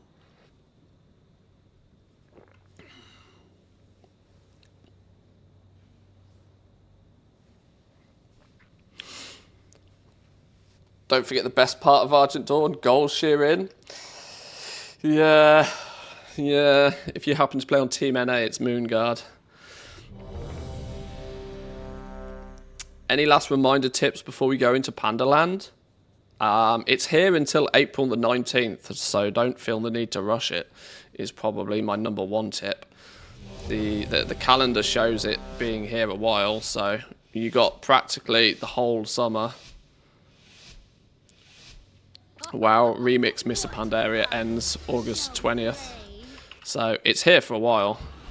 So don't feel the need to zerg it unless you really need to.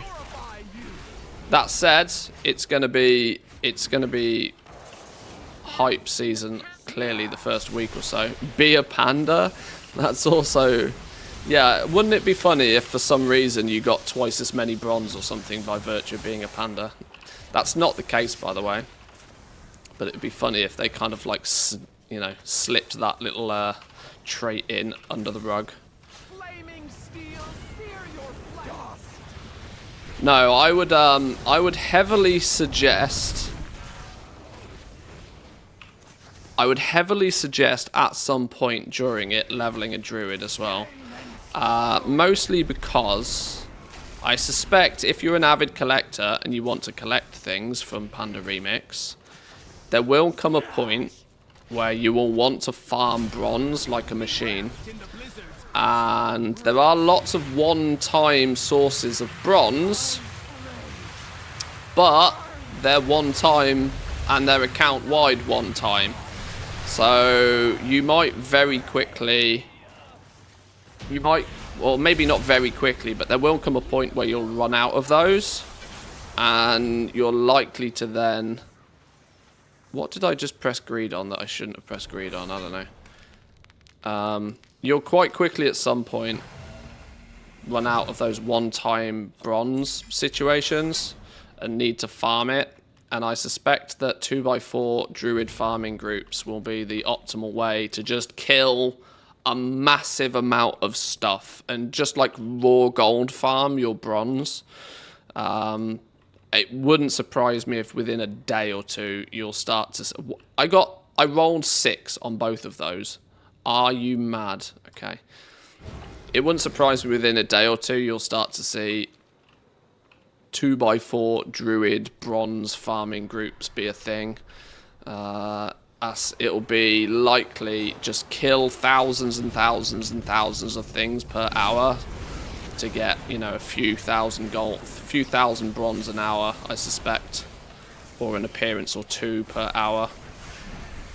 I don't actually, unless the endgame level 70 aspect of it throws something new and interesting in the mix, I don't think like running scenarios, farming dungeons, doing the raid every day is likely to give you that much bronze. At least it's probably not going to be farmable anyway. So that's kind of my guess. 2x4 druid bronze farming groups will probably be a thing. I suspect somewhere in the Vale, Gulai cash key style 2x4 farming is likely to be a thing.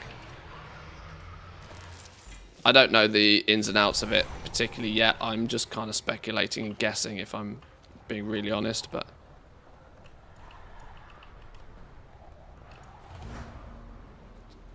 They killed my brother. My vengeance requires your power.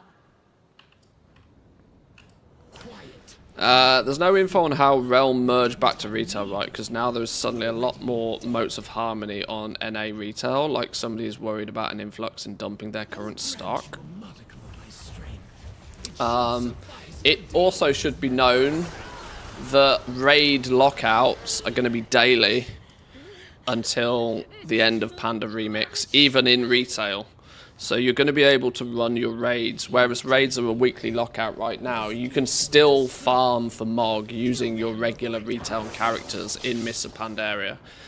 I will not fail. And with daily lockouts on the raids, I suspect there'll be a lot of opportunity there, a lot of more people running it. In regards to things like motes of harmony, yes, I suspect people are dumping it now before there's a massive influx of it. Anything from Mists of Pandaria is just going to get absolutely dumpstered in value.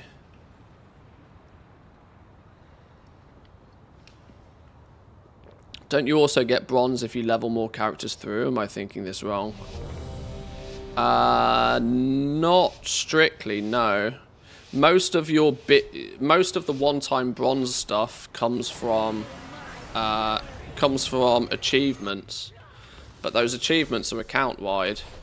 So once you've gained the bronze off the achievement, sure, you can go back and lore master again if you really wanted to, but you're not going to get the big bump of bronze on those. It depends how sweaty people get. It depends how much bronze you need. I remember people doing the maths, and I saw figures anywhere from 250,000 bronze to collect everything to like 1 million plus. Now the bronze cap is like 200k, so if people really want to go hardcore sweaty collect everything mode, they're going to be needing a lot of bronze. But people have got a while to do it, so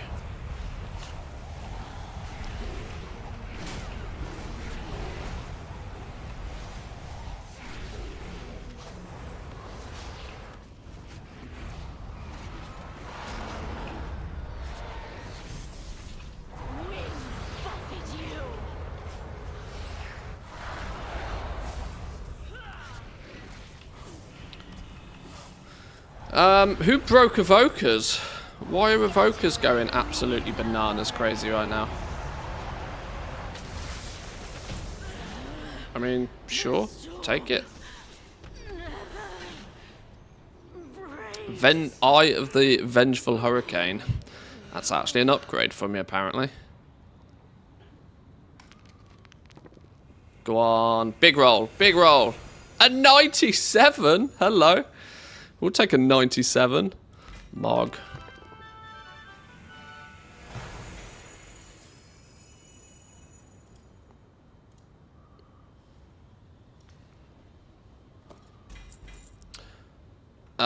Will Mog we collect during Remix be transferred to retail after the event? No, instantly. Instantly. Because it's based on the retail client. So any Mog you get in Remix will instantly be available on your main retail characters. No need to wait till the end of the event. Instantly available. Why is this an upgrade for me? Is it because haste is significantly more valuable to me? Oh, the dude in Iskara would be interested in this sort of thing. It's also one of the mount necks. Yoink.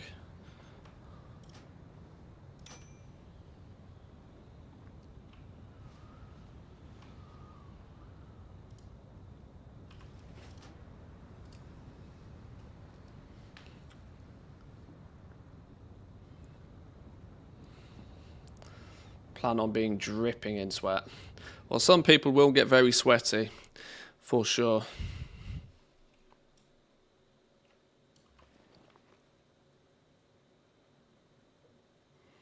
Where do we take this thing to then? A fractured memoir of the Isles Awakening. Runagos at the Parting Glass in Valdraken. I don't know where that is.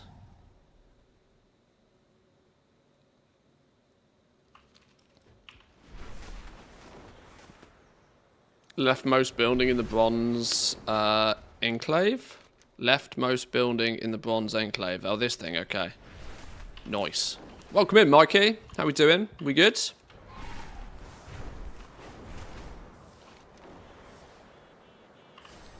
Whoops, nearly hit a wall. Is this the leftmost building? The Parting Glass, here we go.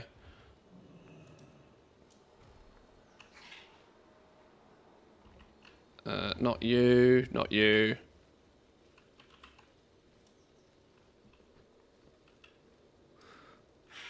You're the vault vendor.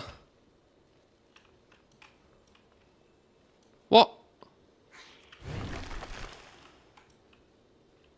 Why, actually, why do I not have NPC names visible? How do you change that? Names, NPC names, none.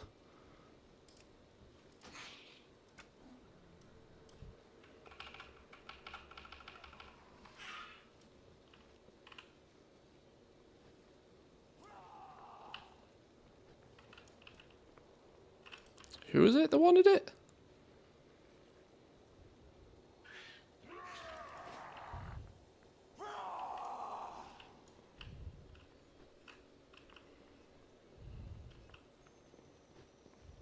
Ah, you.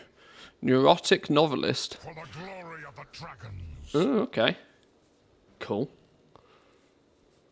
Mog of choice. Well. Well. Mog of choice is great and all. But 4-piece set is better. 4-piece set is better.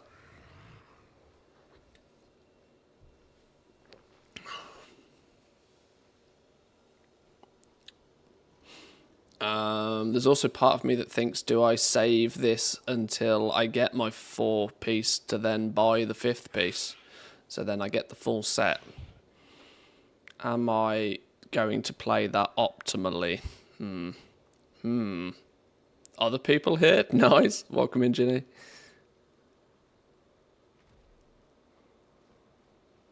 Victory in all your battles. Carefree chaperone. Awakened mark of mastery.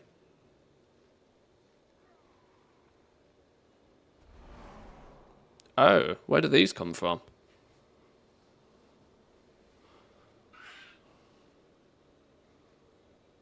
Where do those come from? Siege in 8 minutes. Oh, thank you. You looked into a PO box or something yet, so I can dispatch you some Welsh cheese and Marmite collection? I haven't. No, I haven't. But my Marmite collection is actually in dire situations. So maybe I should.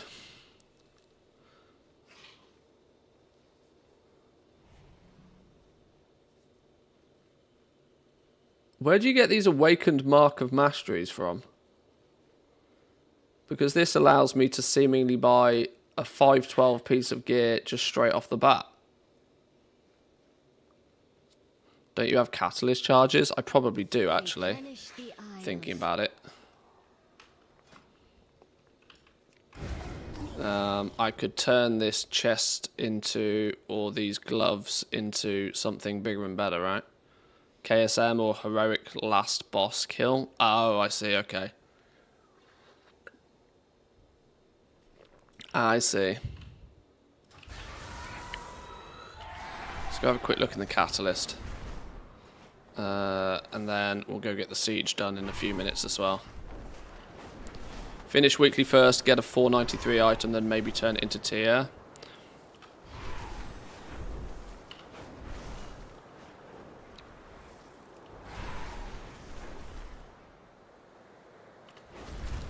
Let's go and have a look, see how many charges I've got. I should have a couple. Apparently it doesn't want to tell me how many charges I've got. I guess we'll never know. 3 charges. Loads of charges.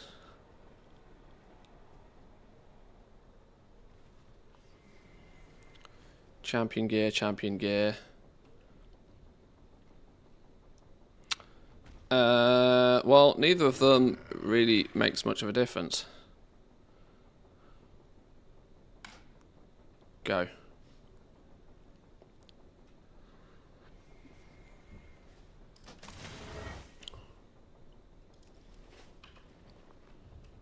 Right, there we go. Full set is back in action.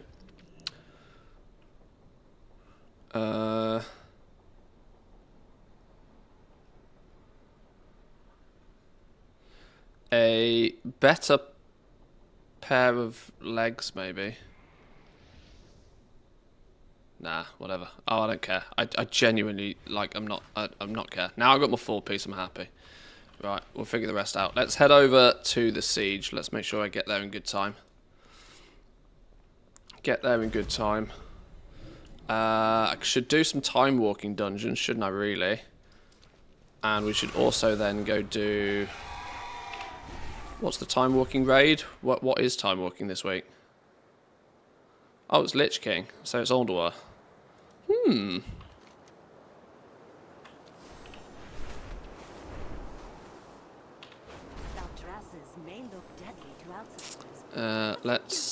We'll do siege. This is about to pop off in a minute. Siege hunt. Let's get the last hurrah done, and then we'll do some instant stuff. If Drizzling Rose wants to do some more time walking dungeons, we will do just that.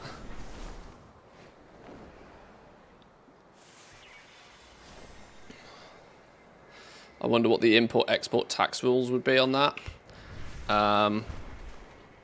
All I know where taxes are concerned is pay them whenever they ask for them.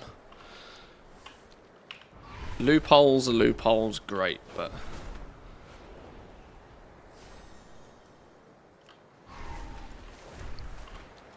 I know categorically, though, that there are an awful lot of content creators out there that dodge taxes way more than they should.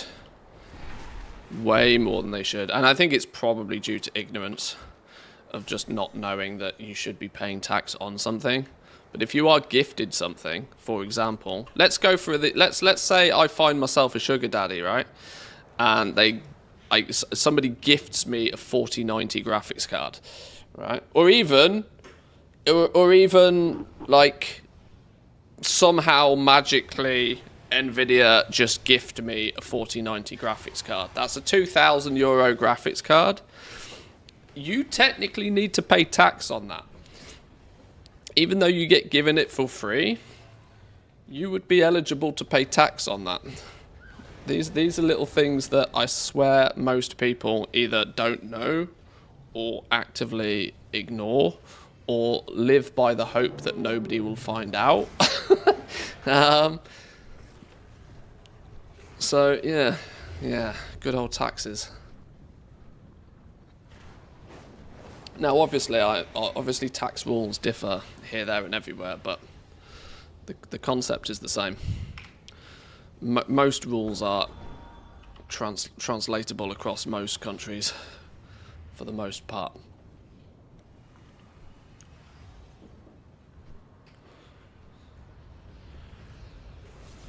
Let me know if you want a time walking healer. I will do, thank you. We'll get this done. Where are the hunts right now? I guess the hunts are going to change in 2 minutes potentially anyway, aren't they? Curious whether tax is based on retail price or Nvidia's cost of production. Well, that also depends on what your status is. If it is gifted to you and you are just an individual, if it's gifted to you as an individual, it is retail value of the item. Tax would be based on retail value of the item. If you are a company, if you have an LLC or something, for example, if you are just an employee of your own company and it is your company that has gifted the item, then obviously things like VAT can be taken into consideration. And then the tax is slightly different on it, but it's still a thing. It definitely isn't based on Nvidia's cost of production. No, definitely not. What a thing to wake up to. What's this? Dare I click on Discord links? Flipping hell. GG, by the way. Congrats. More people in the alpha. More people in the alpha that's not me. Not me.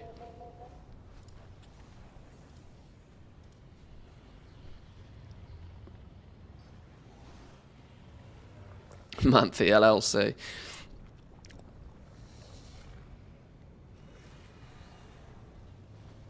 I don't get how you're not in the alpha. It makes no sense. Oh, it makes a lot of sense. It makes a lot of sense. I don't have a direct relationship with Blizzard. Meaning I don't get any preferential treatment in any way, shape or form. So I'm in exactly the same boat as everybody else. I click the button that says I would like in, and I'm in the exact same pool as everybody else. I have zero special treatments. Partly my own fault, because I have not built that direct relationship with Blizzard. But The day has come. Let us take back our home. you need more friends to recommend you to partner. A good handful of people have. A good handful of people have. I don't feel the need to name names particularly, but a handful of people already have, and already have a few times. So either I just, didn't hit some internal qualification, like metrics needed or something. I don't know. I literally don't know.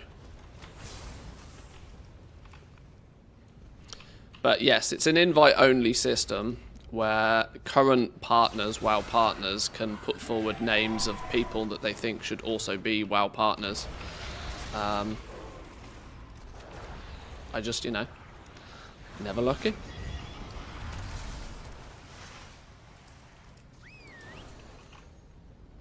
Do we not like you enough? It's crazy, right?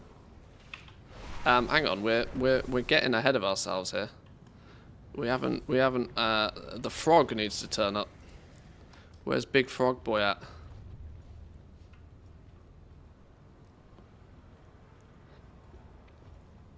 And there'll be thousands of people getting alpha invites and not even trying it. I'd be curious, anybody that's on the alpha right now, do a /who. How many people are actually on there? Are these waves of invites really making any difference? Can you still test a dungeon without an hour queue? Since every time I've seen somebody like Mr. GM streaming it and he does a /who, there's like 10 people on the alpha. Like, not even memeing, like literally 10 people. Towley keeps complaining about dungeon queues. Yeah, I mean, if there's only 10 people online, how are you meant to get 5 of them to go do a dungeon with you? It's impossible. Pushovers. Take out the lieutenants and the Completely rest will impossible. tremble.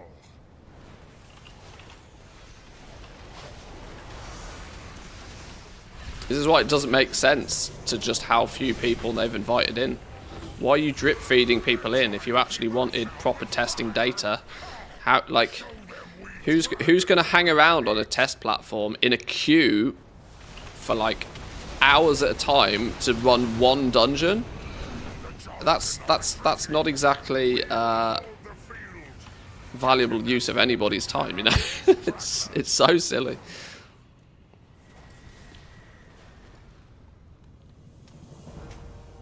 Boom.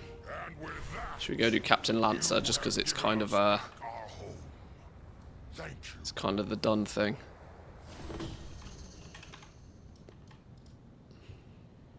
Only wanting to break it. They're the exact people that they need. They need people that are going to go in and break it. That is actually, by definition, the place where you should be trying to break things. Testing things, seeing what works, seeing what doesn't work, getting all the bugs and exploits and stuff out the way. Who started Ranthius? Maybe it's getting hot in here. Oh my god, it's 26 degrees in here. I might need to put the aircon on.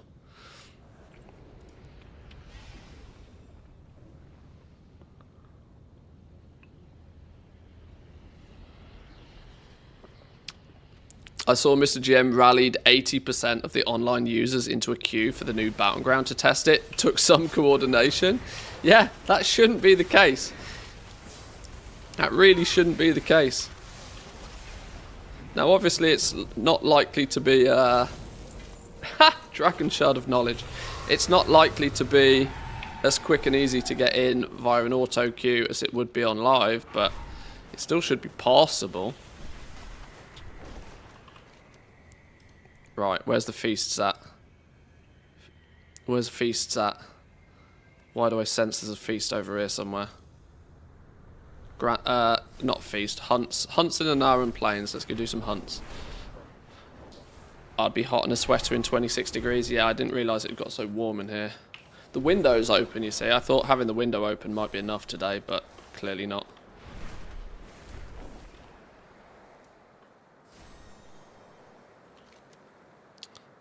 Where's the hunts then? Oh, it's all the way up there.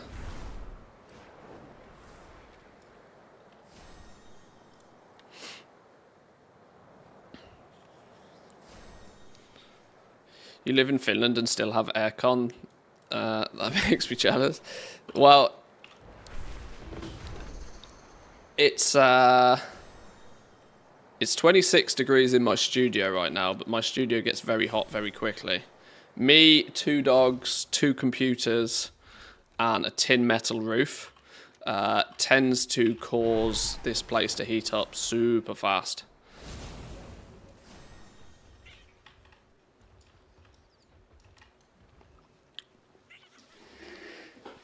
Well, 2 computers, my main PC, and then just a server that's not really doing anything in the background.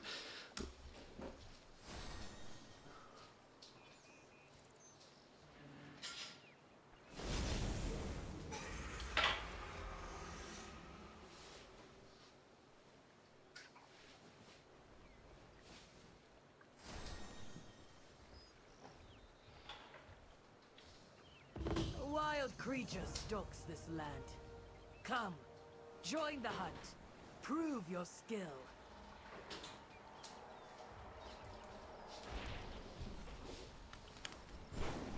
Okay, well, it's 26 degrees outside, so having the window open is not going to do diddly, is it? So, have we done a feast yet? Have we done a feast?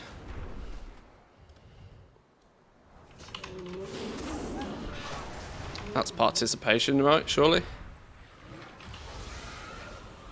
Not a feast, sorry. I keep saying feast. I mean a grand hunt. I know what I mean in my head. We near the end of our hunt. Signal the other hunters. Ta-da! Magic. Does the grand hunt give you one of the big cache things as well? My scouts will search for new Well, that gives you a cache of storms.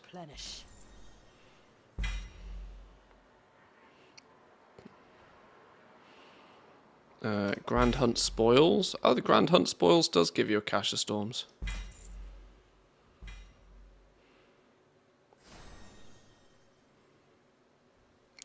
Are they actually an upgrade? No. I mean, they're an item level upgrade. That's odd. I didn't realise they could roll higher. What's this thing? Contained Power Casualty.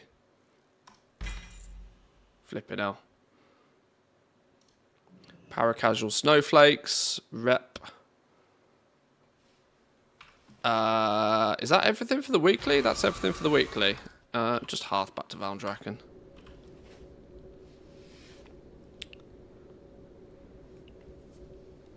Right. Coffee out of here.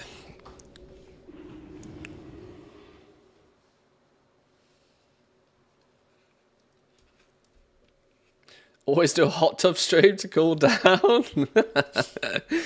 Yeah, I don't own a hot tub. Although every time I go do the food shop with Mrs. Manthias, I walk past the hot tubs at the front of the store and suggest we should buy one. We've just bought a new barbecue though, so I don't think we need a hot tub. I don't think a hot tub's on the cards. Can't tolerate the heat, but luckily in Hungary we're spared from the heat wave so far. Yeah, exactly. So far. It'll come. It'll come. Honor all dragons. Another cache of goodies. 493. Actually an upgrade on the champion track. Yoink. 496. Edging closer and closer to my goal of 500.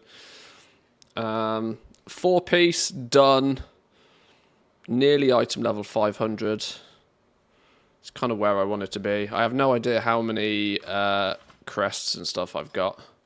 Drake's crests 75. I'm sure I could upgrade some stuff.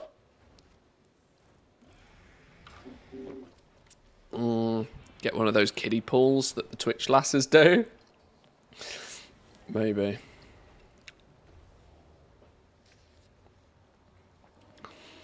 Right. Should we do some time walking? Should we do some time walking dungeons? I need to do 5 time... Oh, in fact, no, hang on. I've just realised time walking raid bosses or dungeons. That means I don't actually need to do the dungeons. We can just go do the raid. Is there any groups up for the raid? Pre-made groups, raids legacy, time walking full run. Please be experienced. Well, that sounds like me all over, doesn't it? That sounds like a bit of me. Definitely experienced. Didn't say experienced in what. Boom. Happy days. Didn't say experienced in what. If you're not going to specify.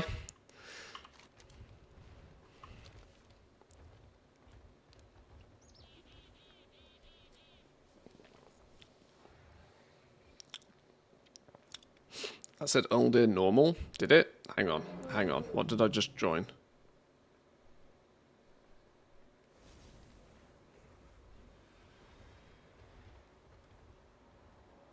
I swear it said time walking something.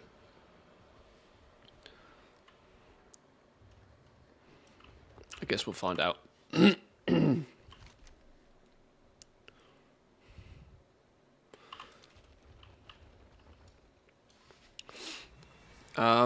We look to have mostly a full group already as well, so...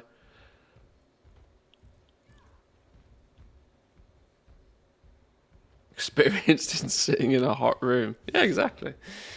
Yeah, didn't say experienced in what.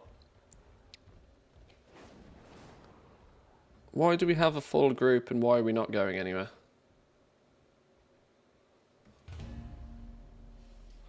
You are now queued for flexible raids.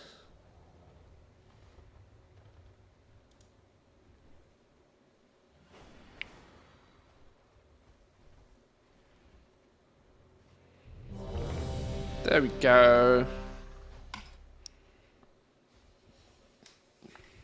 Keeping it on theme, should be a sauna. There's an irony, right, that I actually seem to enjoy the sauna more in the summer. The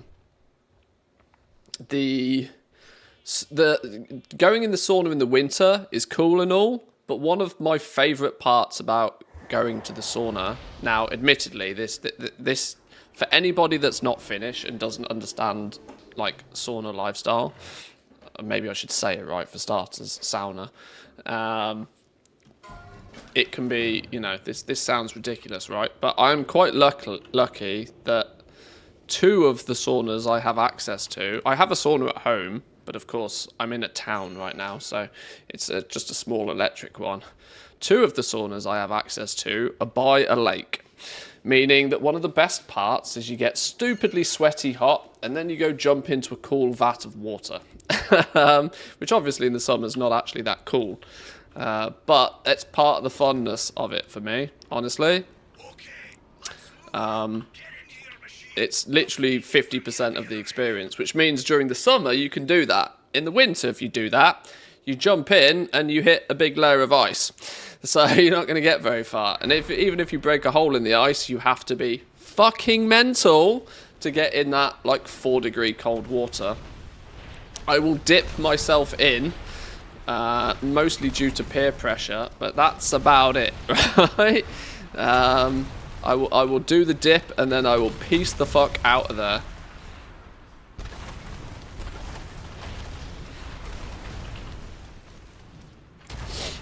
So good, I love that part. Yeah, it's just not the same. Sauna for me comes in 2 parts. You get really hot and then you get really cold, and it's that instant differentiation of temperature that like gives you that massive rush.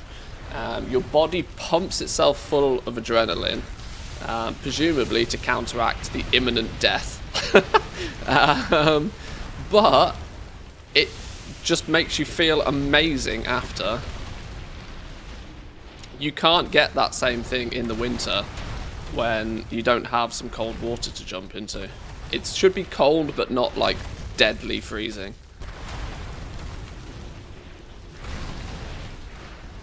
Check out Mr. Fancy Pants with 2 saunas. Well, my parents-in-law, my in-laws, their house is next to a lake, so there we have access to like water after the sauna. Plus, our family summer place is actually next to the sea rather than a lake, but it's the same concept. Water's water, right? But at home, you know, I don't have that luxury. I don't even have a bathtub. Let me point that out to everybody. I don't even own a bath. One of the things that's very high on my to-do list now that we've bought this new house is to turn one of the upstairs bedrooms into a mini bathroom. I probably should have not been here, shouldn't I, really? Whoops.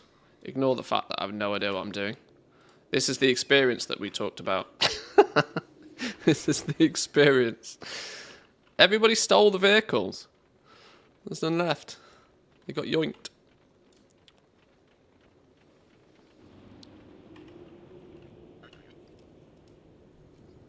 Baths are overrated. We have 2 bathtubs. They never get used. Well, I would have probably said the same until I moved from a country that primarily uses baths to one that doesn't even know what a bath is. And now I sorely miss the opportunity, occasionally, of, you know, just running a bath. I'm such a princess when it comes to this sort of stuff. Nothing beats a bubble bath, candles, bottle of wine. Like, literally, that is my ideal evening. Absolute princess when it comes to that stuff.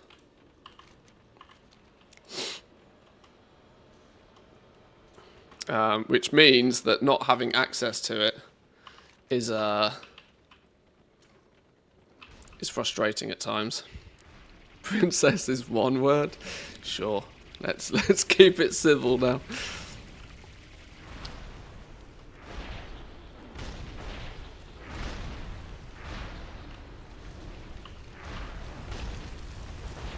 People run to the last boss, then create a group, take tips, and then leave. Repeat for gold. Wait, what?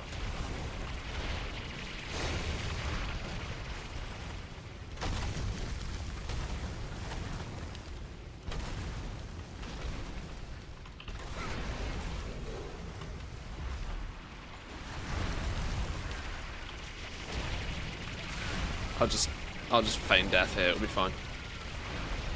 I don't have a bath either, but when we go on vacation, I make sure the hotel room does.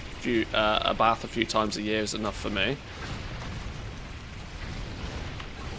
Yeah, baths are needed. Fundamental life requirement is a good bath. I need to be clean before a bath, lying in my own filth, but no.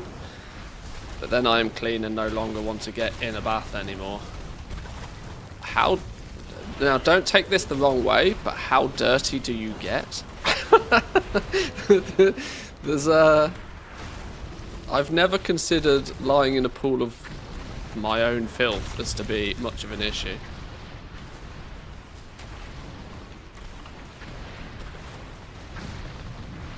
Christina Aguilera kind of dirty. That's dirty. Damn.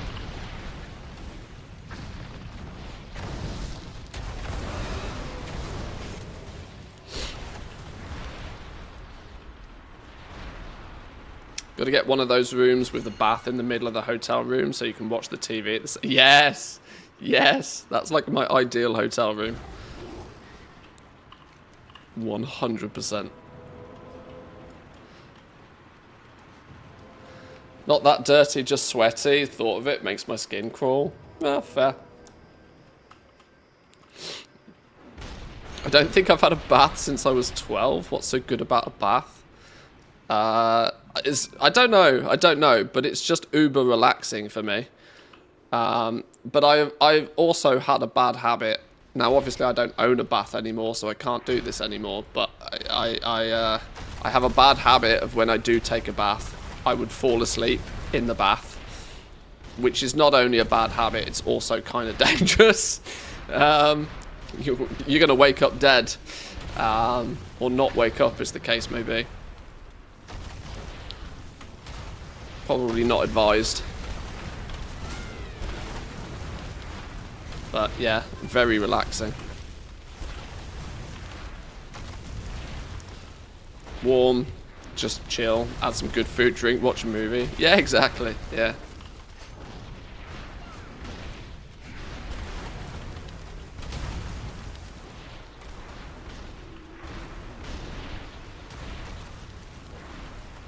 Right, are we done yet? Is this, like...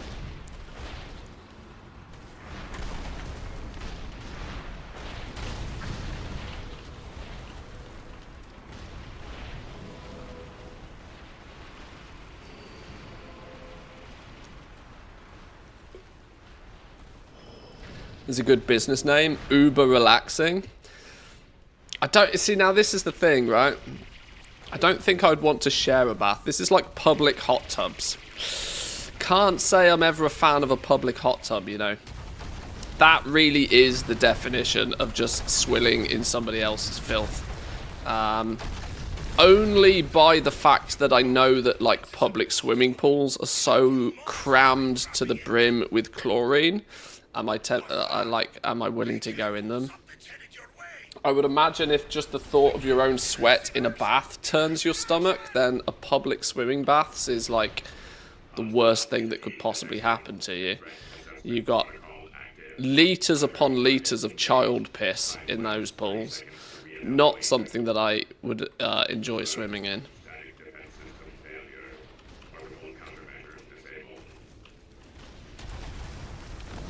Oh, a floater. How lovely. Yeah. Who did a number 2? Current target threat level 0. Acquiring new target. I'm dead again.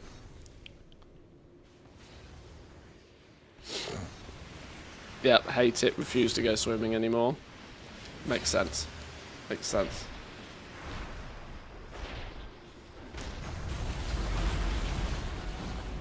If you fall asleep, don't you just wake up in cold water though? Well, it depends how hot you made the water to start with. If you go a touch too hot in the first place, you'll be fine. Still not advisable though. The oldest debate since the discovery of water, bath versus shower, Europe versus America. Yeah. It's almost as rampant as cat versus dog. Time -30 Oh, I'm in combat. Great, okay. Well, let's just run then.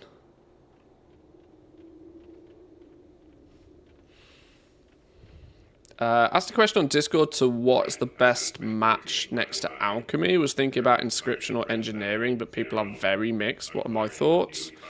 We'll have all gathering professions in the War Within. Going to level up lots of druids. There's very little synergy, realistically, nowadays. It used to be something that you should take into careful consideration, but now, honestly, doesn't matter. Any profession you don't already have. My number one recommendation to everybody is give yourself access to at least all of the professions once, and then if you have enough characters, you can start doubling them up. But specific profession pairing is a lot less of a requirement these days than it ever used to be. You can make your life a touch easier with something like Alchemy by pairing it with Inscription on the basis of that they share similar materials. But even then, that doesn't really matter so much due to the fact that War Within is going to have war bands and all of your materials will be accessible if you put them in the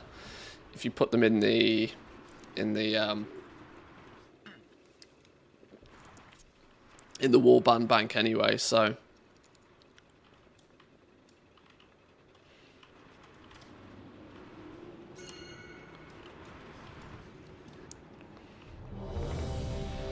I will...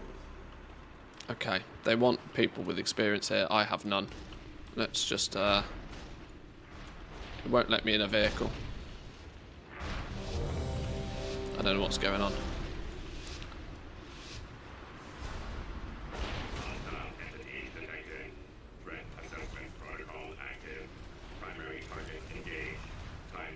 I'd hop on with somebody else, but I can't.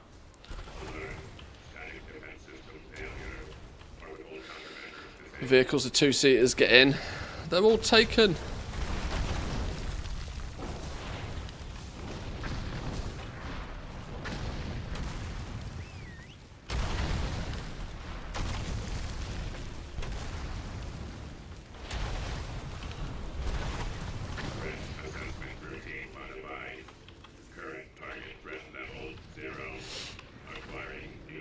Are we getting a Manthe Alpha Profession stream? Unfortunately not.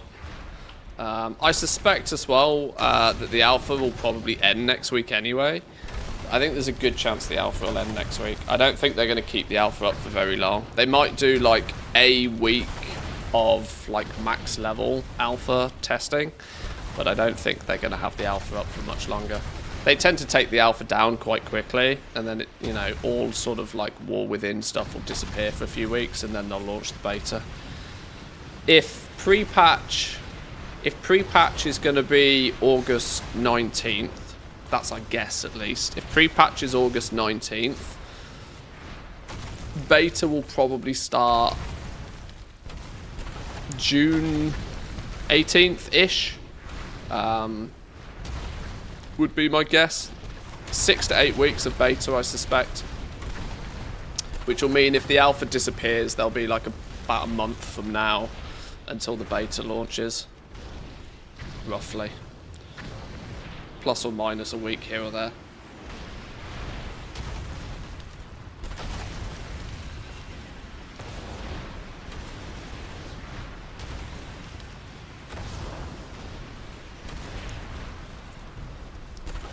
Right, easy game, clearly. Easy game. I should really pay attention to what's going on in here. I've never ever paid attention to this. Will target and pursue random siege vehicles, quickly destroy any vehicle it catches, use the vehicles supplied by the Explorers League to avoid the big dude, right? All siege vehicles should flee when pursued by it. Demolisher drivers can light allied tar on fire. Demolisher passengers can also load into the catapult, allowing their driver to hurl them on top of the Flame Leviathan. Sure. Siege engine. All siege vehicles should flee when being pursued. Drivers should interrupt using their electroshock. Passengers should shoot down the pyrite ammo from overhead to resupply allies. Okay. And then the chopper, get to the chopper. Use the chopper to place the tar on the battlefield. Alright. So it should just be, just do vehicle things. Just do vehicle things. It's dead anyway. I wonder all the people who bought the big War Within big package and it says beta with it, I wonder will they get it straight away? Yeah. I don't think there'll be any like invite based.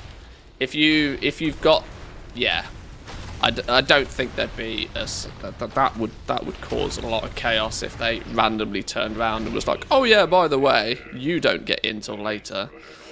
I think that would infuriate plenty of people. But it is Blizzard, that's true. So never say never.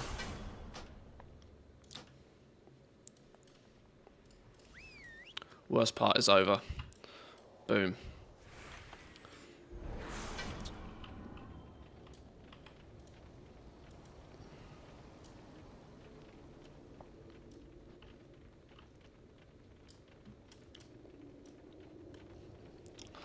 Okay. Let's rock and roll.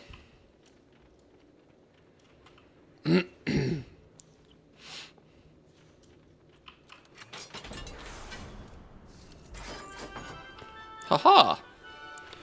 We died within seconds and then got rewarded with a pair of shoulders. That's how personal loot works.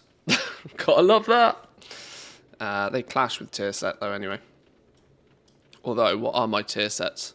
Oh, my tier set are 502. My tier sets are higher than these anyway. Oh, hello, Mr. Boss. Whoops. In previous betas, you could copy a character over like you can in the PTR, or would you have to level a new one? Usually, they will enable the character copy. Yet, that's not always available. Much like in the alpha, where you haven't been able to do it. Sometimes it works, sometimes it doesn't. Sometimes they specifically want you to test new characters. Pulling characters in from retail can sometimes cause unexpected things to happen, so it's kind of why they've restricted that in the alpha anyway.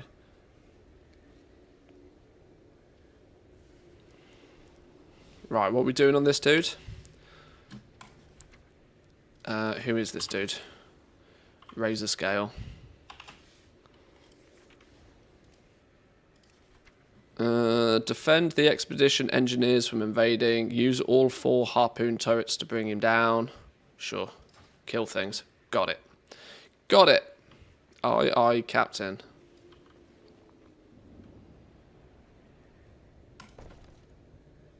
Please ignore my inventory. It is horrendous.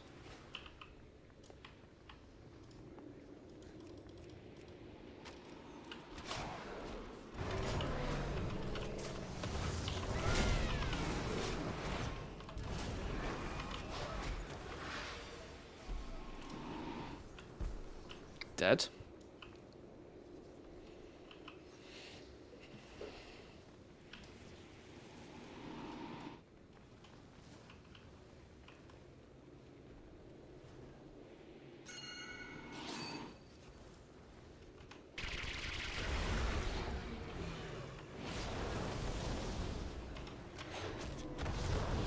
Dead.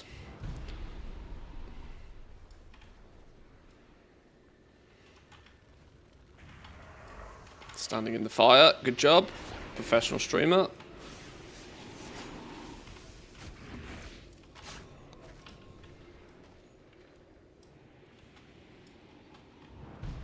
Is this all we do for this? We just pew pew ads until we have all turrets, and then turrets pull him down, and then we pew pew him, I guess.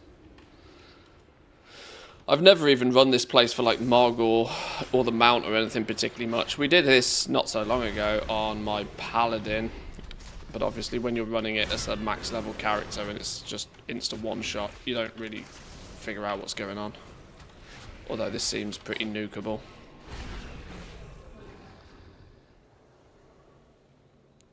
How's that? 3. One more.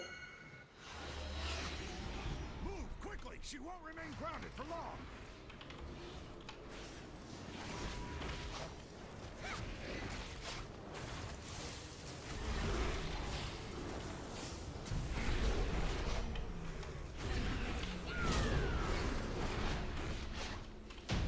Okay. Actually wrecked. Okay. Sure.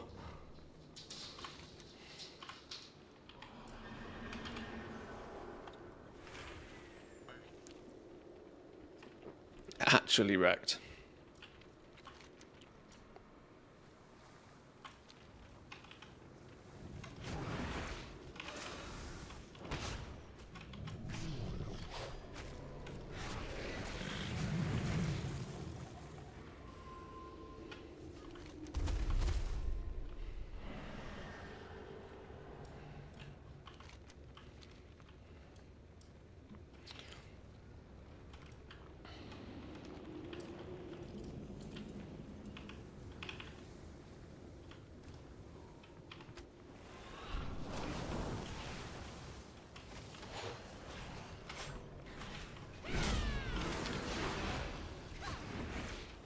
Is it possible to get the legendary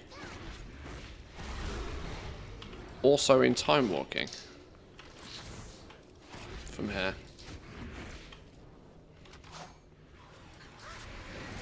Not that I'm on the right class, but curiosity. Is it on the loot table still?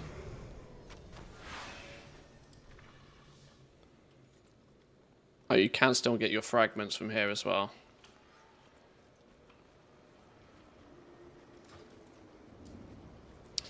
I should be doing this on my paladin, shouldn't I, really?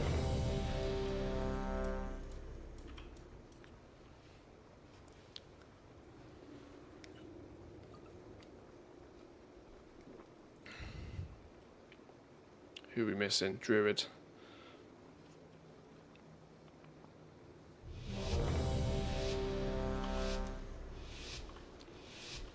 Insolent whelps! Your blood used to reclaim this world! Arise, soldiers of the Iron Crucible! The Maker's will be done! Burn! Ow! You got me. Put me down. Put me down. Put me down. Boom. Wrecked.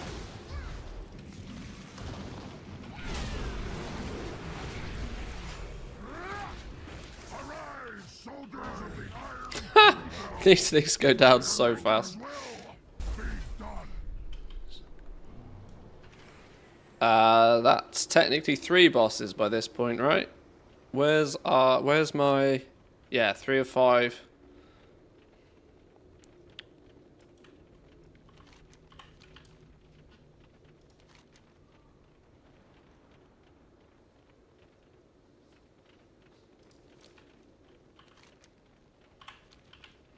Okay, this is pretty smooth at this point. Past the if you can get past the first boss, I think you're probably good. Everything else is a one-shot.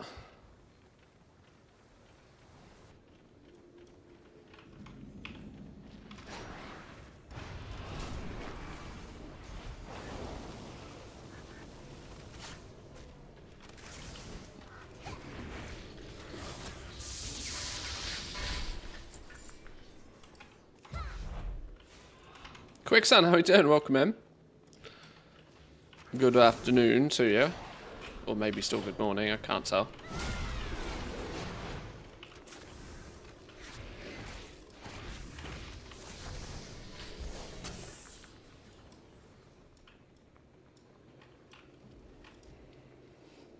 Right, anything I need to know about this dude? Probably not.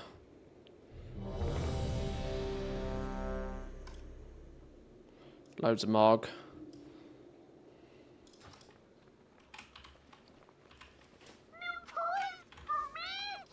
New toys?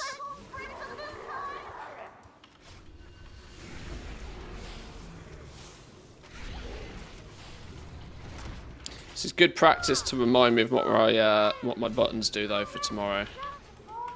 My plans, by the way, just to point out, is that tomorrow I probably won't do my regular scheduled stream. Yet instead we will start before Panda Remix kicks in. It'll be a good opportunity for me to get some real life stuff done and dusted and out of the way before a weekend of Panda action. That's my plans.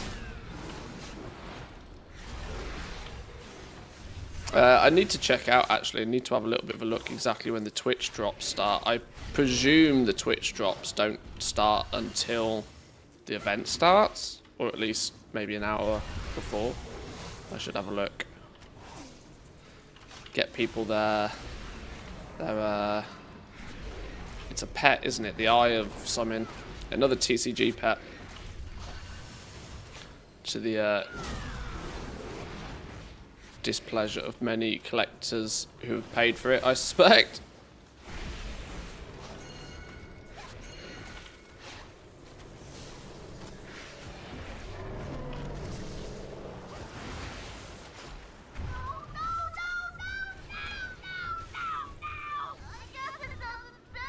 Okay, I died. I don't know how I died. Somebody pinged me. I don't know why I got pinged. I wasn't paying any attention.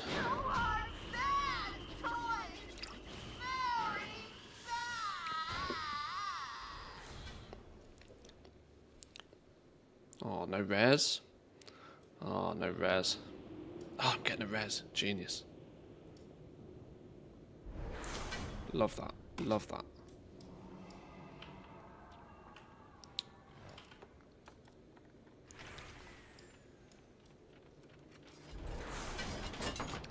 You stood in the black pool for a very long time. Was that what I was doing? Okay. Okay.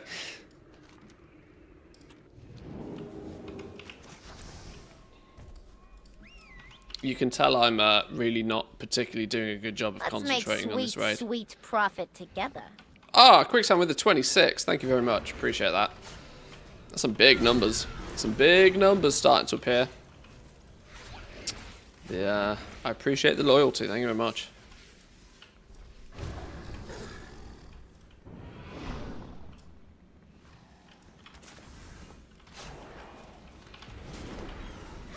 It's crazy. I was in Towley's stream a little bit last week. I think it was. I can't remember exactly when, but he's had 10-year.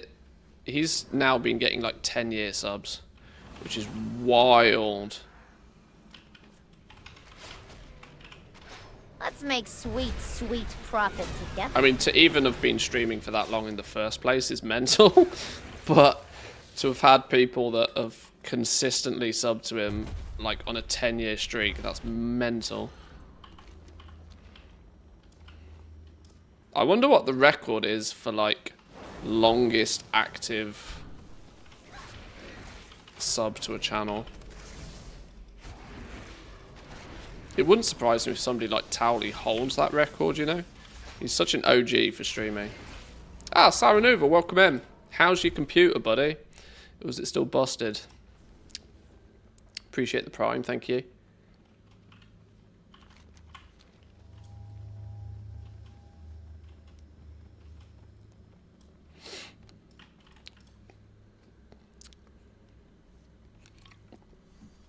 I mean, Towley is such an OG of World of Warcraft streaming that he was actively streaming before Twitch was Twitch. He was still back in the day of Justin TV. And that's got to be coming up to 15 years ago.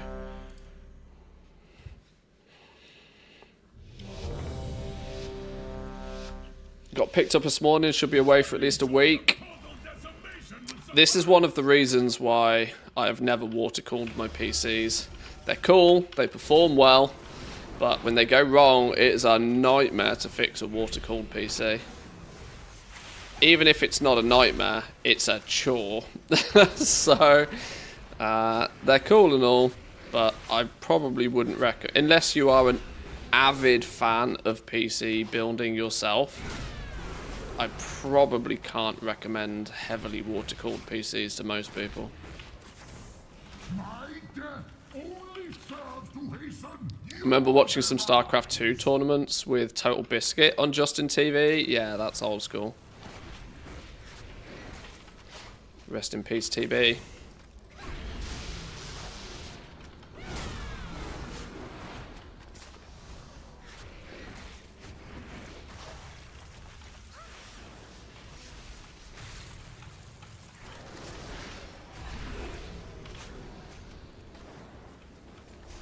Decipher this.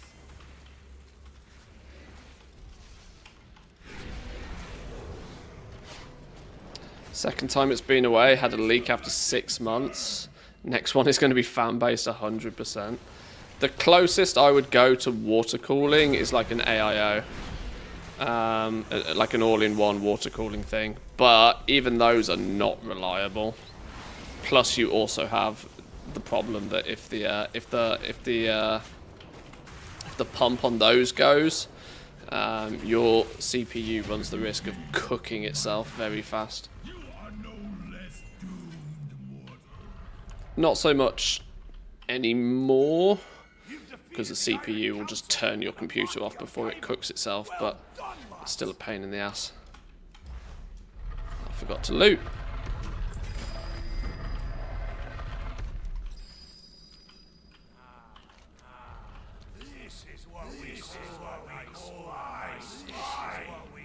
Loved him, listened to Blue Please when I had no friends in middle school. The highlight of Total Biscuit's career for me personally was his Cataclysm beta coverage. When Cataclysm wasn't classic, but when Cataclysm was was Cataclysm. That was fantastic. You're going to put a spreadsheet or something together for the next expansion's professions. Want to go hard on professions. I'm planning on bigger and better this time. I feel that if you don't level up, if you're not leveling up, you're leveling down. So I'm going bigger and better this time. I just need it's going to require more time and effort. But yeah, we're going bigger and better this time. There will be something. There will be something.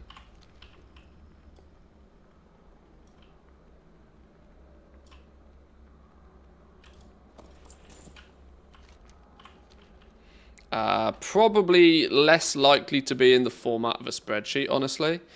As realistically, add-ons like Craft Sim do most of the hard work in that regard now.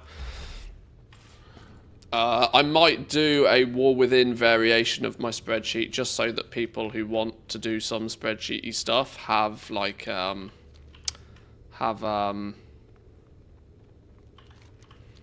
have TSM spreadsheet imports for all the new materials, for example, but it won't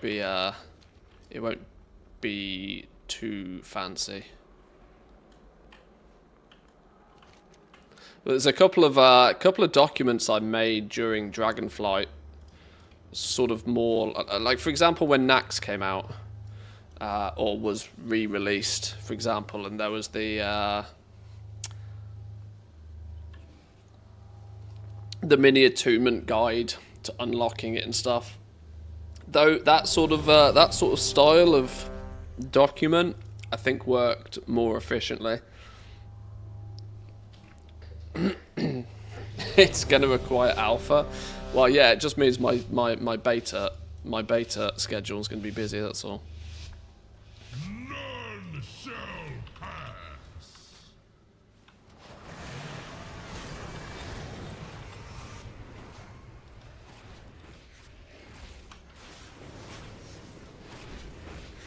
Is it going to be public or Twitch subscriber thingy? It will almost definitely be a Patreon thing. At least initially.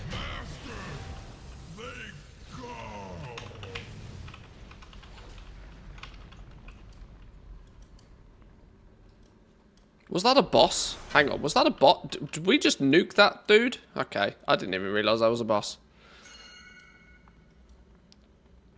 I'm paying so little attention to what's going on in here. Ha! Somebody got their fragment. Somebody's clearly working on their Lego.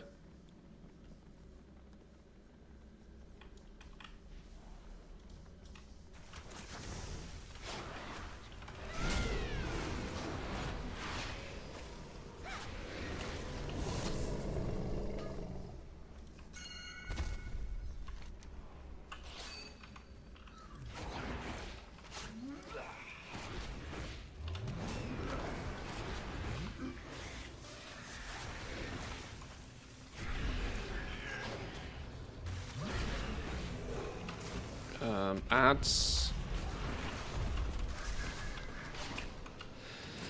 Do we know if the artifacts in Mr. Pandaria will give a lot of experience like it did when it was current expansion? I don't know. I do think, though, that running around doing some treasure finding, killing rares and stuff, while it may not necessarily be the best way to level, it will still be useful to do. You'll probably want to do it anyway, so if you choose to do it whilst leveling and get some experience, it might be a bonus. Once you get all of the achievements for that sort of stuff, you get a big spike of free bronze. So it's worthwhile doing all the same.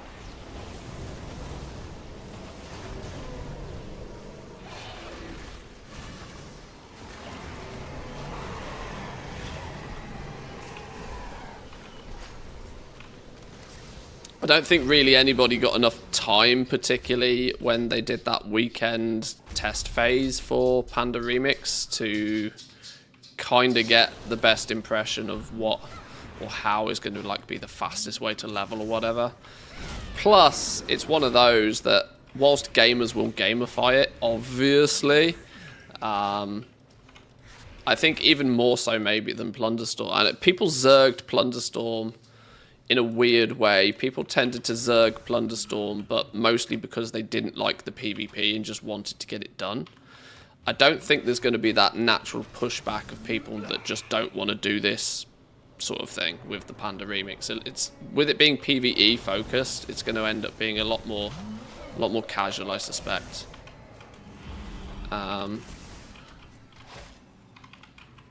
So my advice from the word go is, like, don't rush it. It's here for a couple of months. Just, like, enjoy it. I mean, if you want to pump, but you're going to have to download the handy notes again. Well, shameless promo here. I'm pretty sure Zygor has guides for all of this sort of stuff from way back in the day. So if you are a Zygor enjoyer, you'll probably have everything you need from the word go. At least that's what I'm relying on.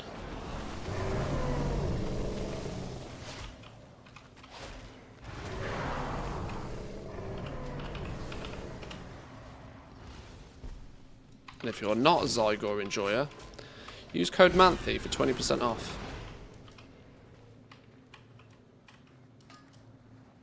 Shameless promo.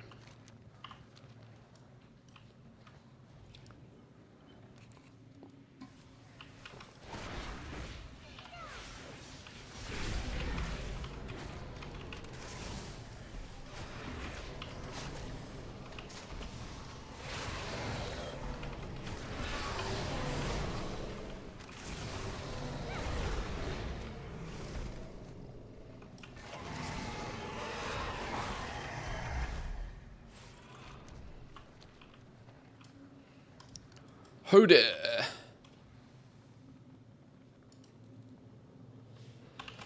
Check the loot table. Check loot table.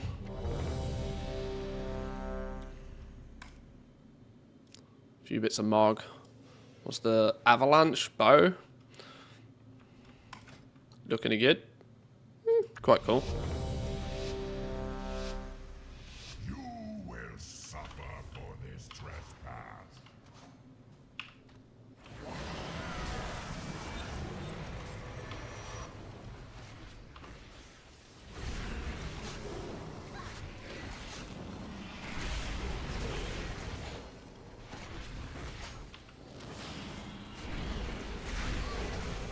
Dead. What killed me? Biting cold? Where did biting cold from? Deals increased periodic damage to stationary enemies. Minute movement diminishes this effect. Oops. Probably should have paid attention to that, shouldn't I? Whoops.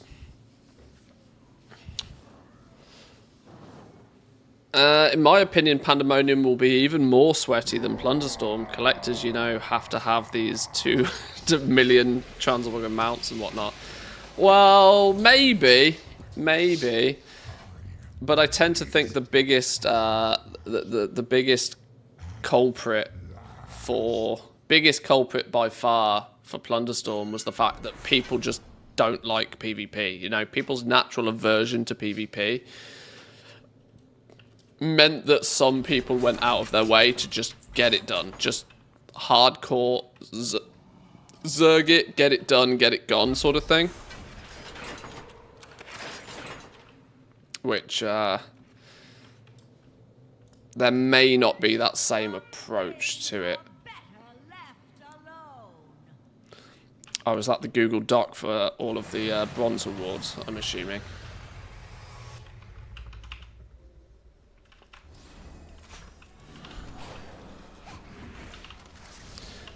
Questing in MOP's fairly linear compared to previous expansions. Yes, it is. Yeah, there is. It's more. You do this zone at this level, sort of thing. It is all going to scale, though. Huh.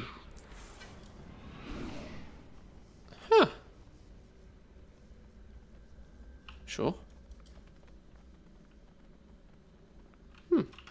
Yeah, it is all going to scale.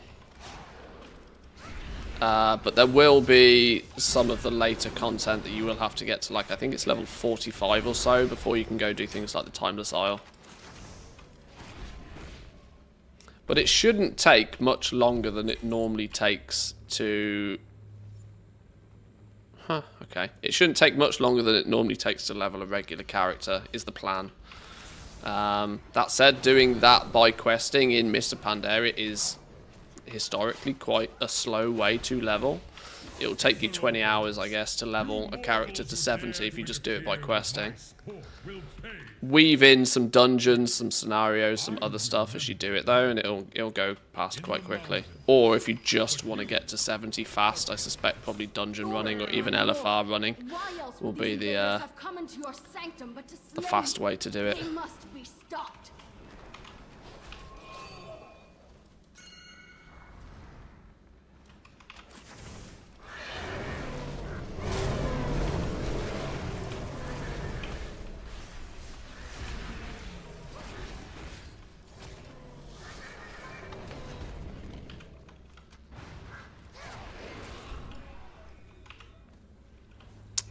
We have no tank, apparently. That's a lie. We have a demon hunter that's meant to be a tank. What's going on?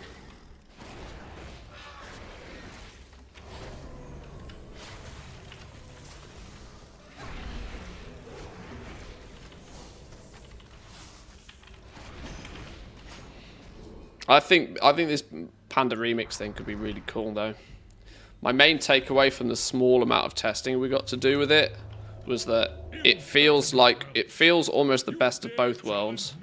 I think it's going to feel quite like Phase 1 of Season of Discovery, where you have like the weird and wacky builds. Gems are going to mean that your classes play a little bit, you know, weird compared to normal, in a good way.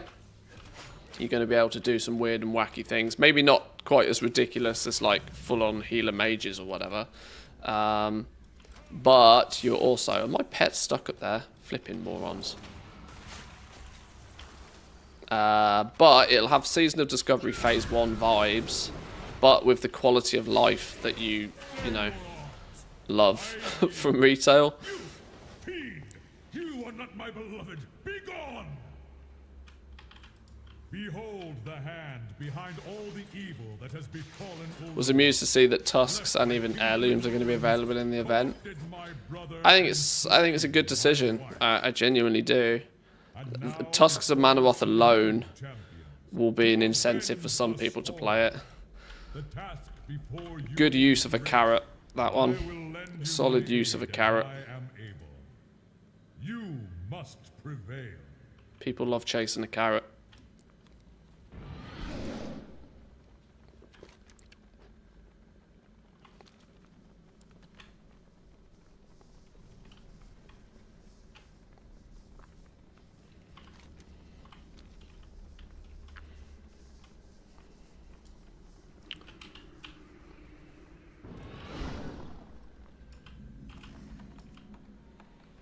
Up to 50 levels so far. Is time walking genuinely that fast? I assume you're running it all as healer as well, right? Would be my guess. So that you practically get insta Qs.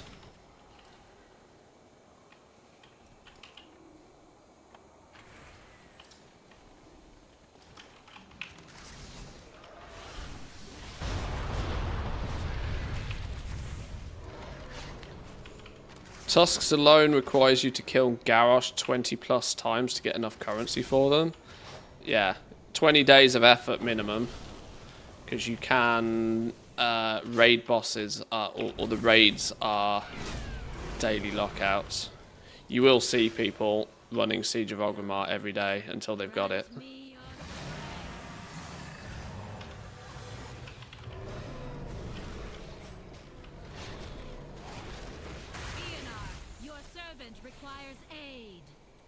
It's a clever way to keep people busy for 20 days though, right? Which might conveniently be just how long it takes for the alpha to disappear and the beta to maybe turn up. Always thinking. It's going to be weird that Kata Classic launches in like a week's time as well though. There's going to be some people that are going to feel a little bit conflicted between going and playing Classic and doing Panda Remix stuff. Be interesting to see how that works. Thank you, heroes.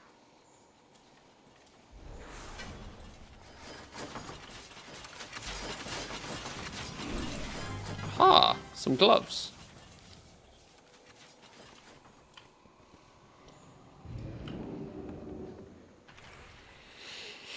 I expect Kata Classic might get ignored a bit. I don't know, you know. I don't know, it's weird. There seems to both be some people who are really hyped for it and some people that could not give a damn. Honestly.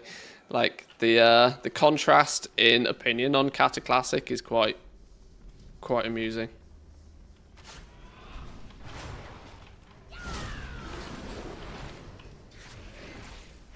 I mean, I've never really got much into Classic, honestly. Some people, and actually, interestingly, quite a lot of the gold making community, or at least some of the OGs in the community, entirely 100% just dropped retail and switched to Classic. Mostly because Classic still holds true to a lot of the old school ways of making gold.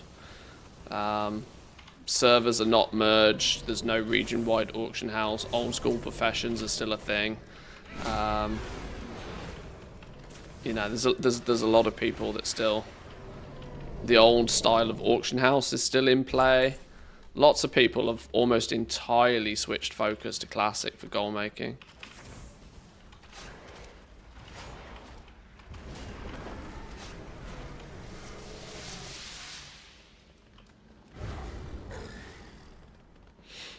Played some Wrath of the Lich King Classic. Currently have no plans on playing Kata though.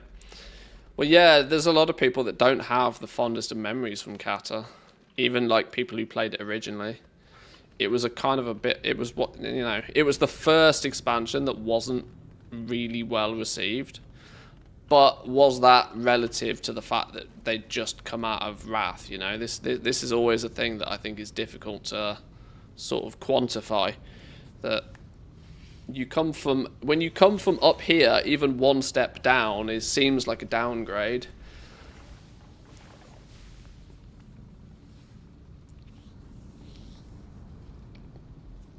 Tore up the world, people didn't like losing what they knew. Yeah, for sure. Plus it was also the period, or the expansion, where they really started to sort of switch the direction of the game. more sort of long-term quality of life features and functionality started to come into play. Rip Shimmering Flats. We'll miss you.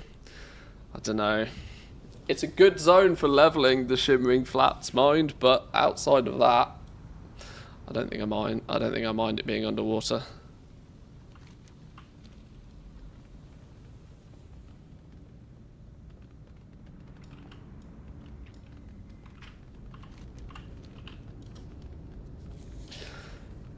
I like Kata a lot. Wrath made me quit the game. Kata to return back. Doesn't mean though that I'm interested in playing Classic in general.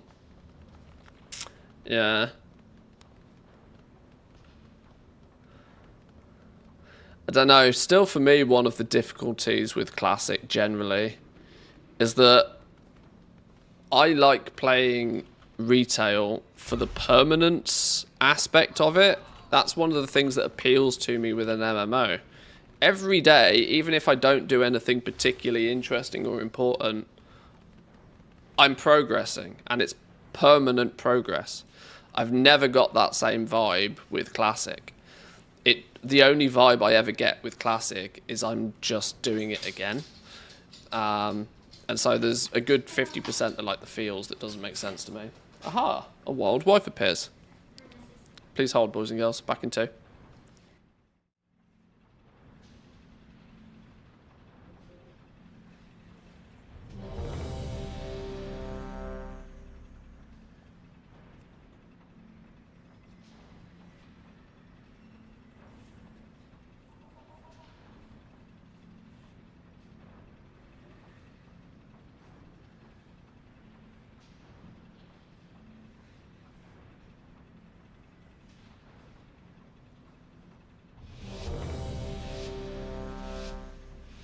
Self-destruct sequence initiated. This area will self-destruct in 10 minutes.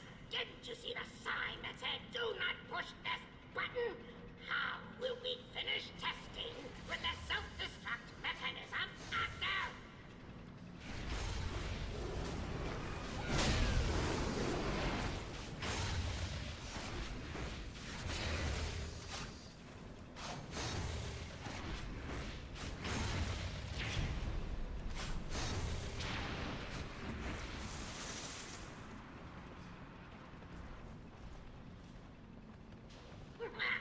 Wonderful!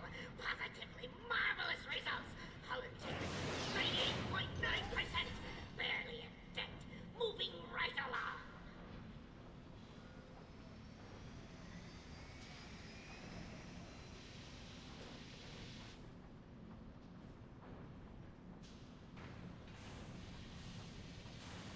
This area will self-destruct in 9 minutes.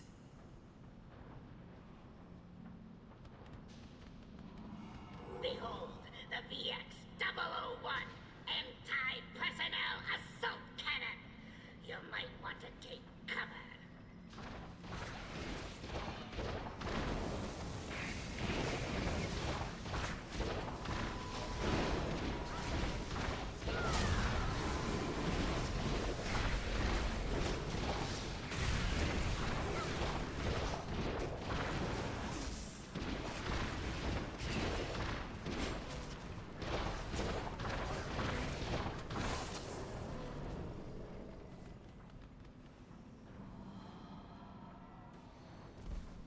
Thank you, friends. Your efforts have yielded some fantastic... Okay, we're back. Boss dead. Boss dead. I was multitasking in a different way then. Does she know that you call her a wild wife? Yeah, it's a Pokemon reference, but yes. Beautiful. I call it the magnificent aerial command unit. If they connected Classic in some way to retail, like any mounts you got in Classic carried over to retail, then I'd have been all for it, but they didn't, so I didn't. It's... Yeah, there's part of me that's kind of glad that I never really got too deep into the Kata or the Classic thing, particularly. I've obviously mentioned to why it sort of feels weird for me in general. I don't get the same attachment to Classic as I do with retail, because I don't feel that there's any permanence to it. If that, yeah, no, I don't know how better to describe it, but yeah, maybe if they'd made some links between the two, maybe possibly I'd have played it more as like an optional game mode, but even then, I'm like, it doesn't really do it for me. I live heavily in the camp of I would much prefer like them to stop making things like Classic for a few years and instead turn around and go, well, we're actually just going to make WoW 2. Okay, wrecked. That's kind of my I've always been more so in that camp. I would rather them move forward than go back and just remake what they've already done. I've played the game for long enough that I've already done the stuff they're remaking. I think the advantage for some is that a lot of people didn't play the old versions and so now have played World of Warcraft. Let's say you started playing World of Warcraft in Legion, for example. You're probably bored to death of hearing people talk about the good old days, and it's like, well, now you get to see it and experience it for yourself. But when you did do it before, I can't find much enthusiasm to, like, quote-unquote, do it again.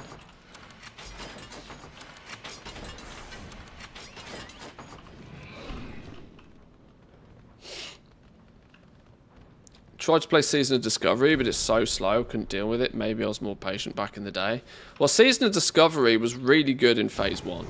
Really good in Phase 1. It had really good vibes with it in Phase 1. Phase 2 and Phase 3, though, yes, I would agree. They seem to... They seem to have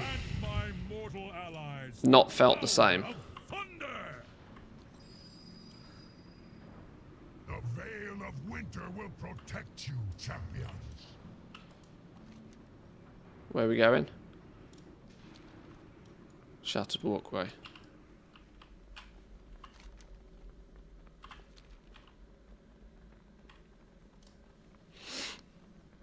Got too much invested in retail. Classic feels like starting another MMO. One I've already done, so it kind of feels pointless. Yeah, I can understand that. I can very much understand that. I've said for a while, this is why we didn't get very far with Final Fantasy. Even though I enjoyed playing Final Fantasy, I was really enjoying going through the story and whatever in Final Fantasy. But I do not have time for 2 MMOs. I will happily take a week off this MMO and go play another game occasionally, but the other game tends to need to be a, you know, play it, complete it kind of game. I don't know how I could ever possibly juggle 2 MMOs. Because it would, the worry for me with doing 2 MMOs would be the feeling that I'd end up actually, like, only half doing both of them, if that makes sense. By design, an MMO is meant to like be something that you always have something to do in, something to like a living, breathing ecosystem. It feels like you're cheating on the other one, in a way.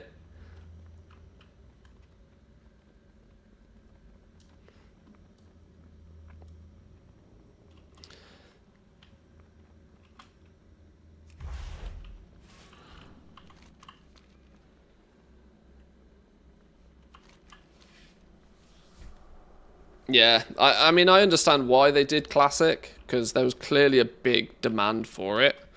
But I also now feel that it's kind of... I do kind of feel that the time and effort that they spend on Classic now is not as valuably used as it could be pushing more forward with something new. Now, I know it's different teams and, you know, all of this sort of business, but... it's still Blizzard, you know, there's still somebody at Blizzard that's crunching the numbers. And clearly they're trying to make more money with Classic to make it sort of, you know, more worthwhile doing. With the new Classic store turning up, I'm sure that ruffled a few feathers the other day. I can't say I'm surprised. But this sort of more leans into the concept that they want your WoW subscription. And this is a justification in a way for the WoW subscription.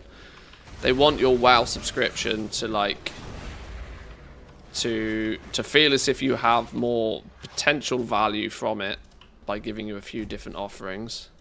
You can go play some classic, you can do a hardcore, or you can do a season of discovery, or you can play the new retail expansion or whatever.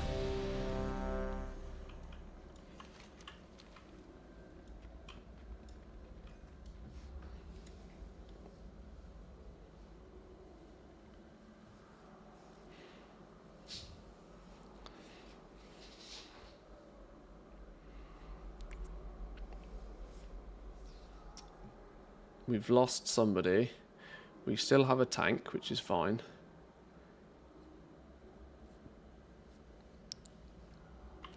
A couple of holes in the roster here.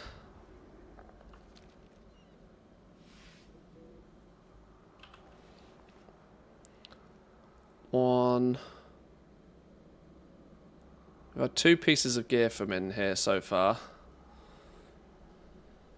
Neither which, oh, I mean, that's technically a 1% upgrade. That's just semantics between secondary stats there. Not actually an item level upgrade in any way.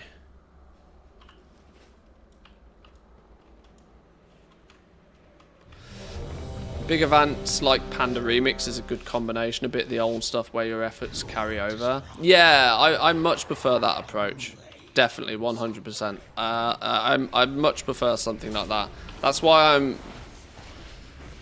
I mean, my patience with Blizzard in general, with how they were dealing with the World of Warcraft franchise, was my patience was running low. Only a few months ago, but obviously they kept Panda Remix pretty much a secret. They kept Plunderstorm very much a secret. So a couple of the big things they were clearly working on, they weren't talking about. And it kind of left that sort of sour feeling that, well, what the hell are they doing? So my patience was kind of getting a little bit. Then obviously retail wasn't going in the direction that I would prefer it to go in. So my patience was like running dry. But they've definitely redeemed themselves with things like Remix, and hopefully this with Plunderstorm, and hopefully this Remix event, as that is far more in line with what I would like to see them doing. Keeping the main focus on retail, but also having supplementary content that isn't strictly like a power gain thing. It is I mean, you couldn't get more truly optional than Panda Remix, right? It's something that you could easily lose yourself in for a few weeks, a month or so. But it's completely optional, completely like a side. It's the 2024 version of a side quest, you know. Retail is still the main thing, but it's like the best example of a side quest. Something that you can choose to do, but you don't need to do, but is fun to do if you do choose to do it, sort of thing. So yeah, I'm all for that sort of style of content.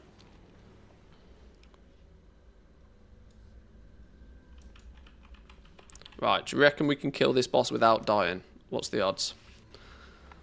I'm saying probably not. I'm going to go with probably not. Somebody's rolling off a wand. I don't need a wand. Focus your anger and hatred on his minions. Yes, yes! Show them no mercy! Give no pause to your attacks!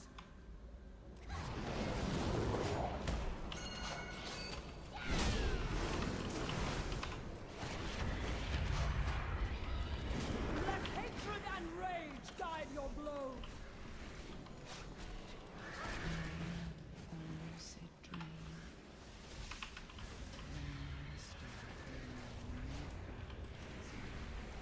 Right, lots of people dying.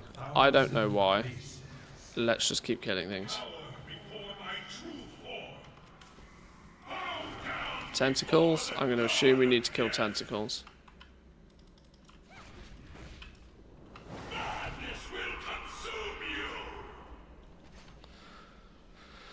I really enjoyed Dragonflight 2, to be fair, compared to Shadowlands. See, well, I'm sort of in the opposite field to that. But I equally don't really feel this if I played Shadowlands. I played the Goblin game in Shadowlands. I didn't play the main game in Shadowlands. The Goblin game in Shadowlands was, for as long as I could stomach it, really fun.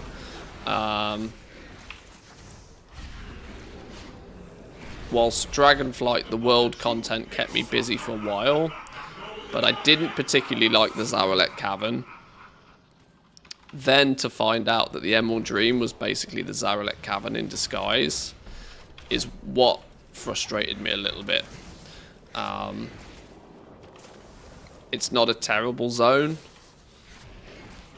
but I still don't think the Emerald Dream is somewhere that I'll look back on and go, yeah, that was really cool.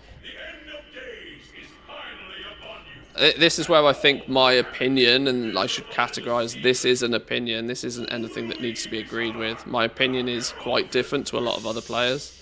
That I haven't enjoyed Dragonflight anywhere near as much as I thought I would. I guess that's probably where the issue lies. I have enjoyed playing Dragonflight quite a lot, but I've not enjoyed it as much as I assumed I would. I assumed going into Dragonflight that the professions would just be like my main focus almost through the entire thing because of how they were being structured. But when they chose to just dump them in 10.0 and then practically not touch the professions at all, they added a few supplementary things. Going into unlocking Nax was really fun. Going back to Zul'Grub, collecting the recipes and stuff there was really fun. Definitely enjoyed that aspect. A bit of a twist, something to focus my sort of passions towards with the professions and crafting and stuff. That was good fun.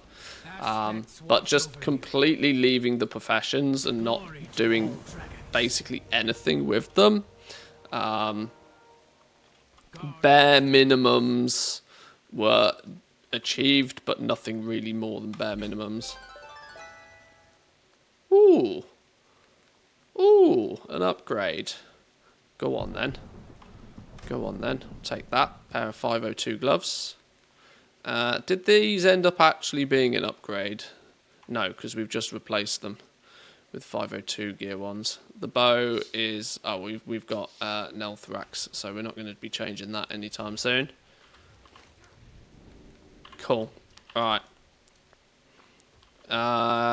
Right, quick bathroom break, and then I'll go and figure out where we're at, what we're doing. Let's leave this group, actually. We don't need to be in the group anymore. Back in 2.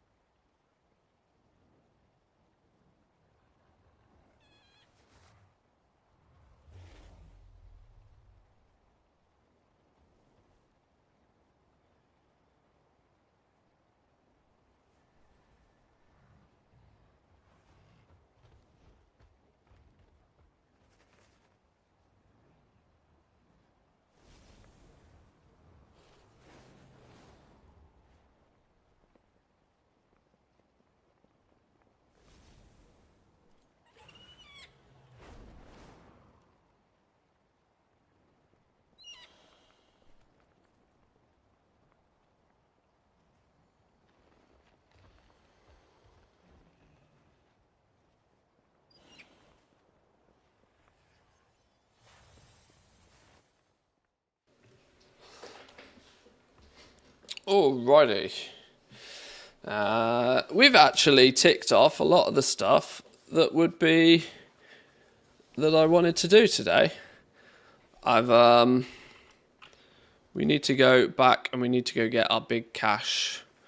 So that's going to be, where do we go to get this?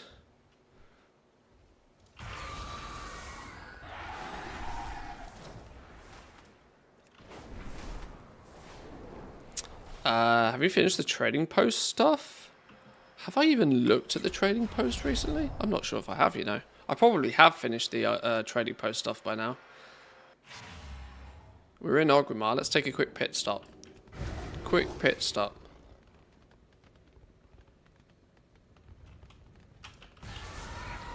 Metagame in Shadowlands was how to avoid going to Orobos. Oh, Orobos. You circular beast, you. Aha, okay. 100 tender. Presumably I have then. Oh yeah, I remember there wasn't much that really grabbed my interest this month, was there? We picked up a few things. What did we pick up? These are things that have returned. We got the orange bug, blazing hippogriff that I already knew, and the pokey pet. That's fine. Safe travels, hero.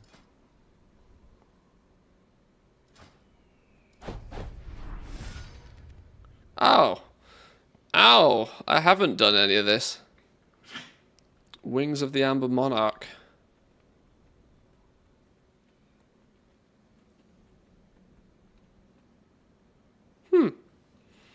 Okay.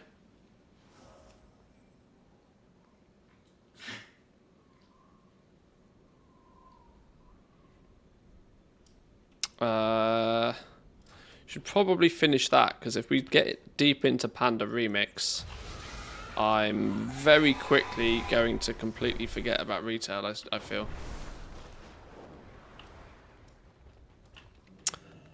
Anyway, Crystal Song Forest. Where's Crystal Song Forest? Which one is Crystal Song Forest?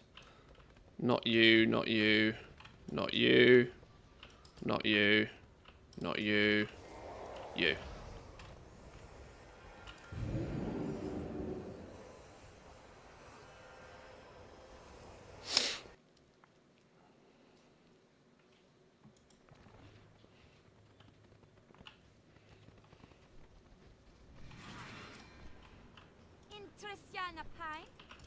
Great to meet you.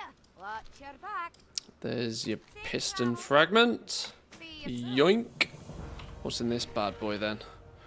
What are we going to get in this? Infinite Time Reaver incoming. You ready? You ready? Boom. Told you. Damn.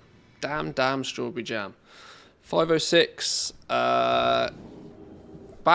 Take that. That's a win. Yoink. 497. Get in there. Get in there. What's holding us back then? What's sub 500 at this point? We've still got some 486, 480, 486y sort of stuff, haven't we?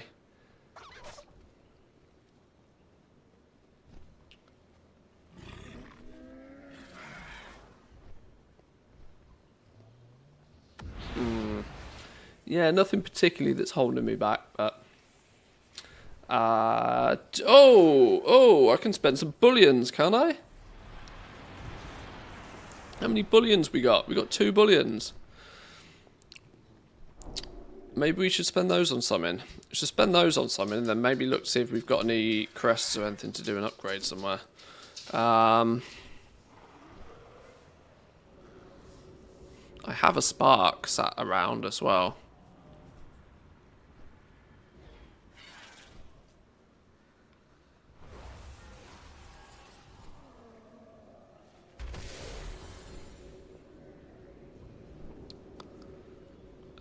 I'm nearly capped on flight stones as well. So yeah, we probably should spend some stuff. Spendy. Back to Valdrakken, then spendy.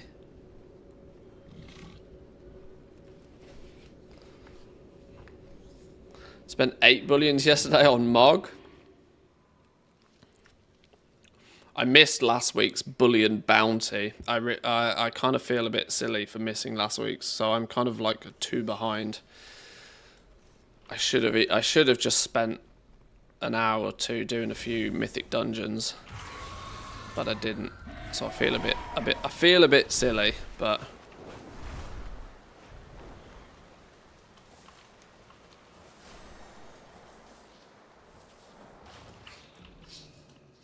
Our flight has much to offer. is there anything particular that I actually want?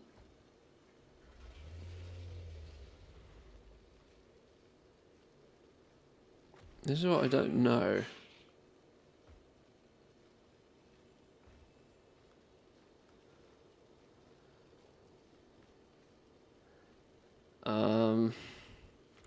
Trinkets seem like a cool thing to have. I don't really know what to spend my bullions on. I mean, anything really, because it's considered awakened, and then we can upgrade it as much as we want, but...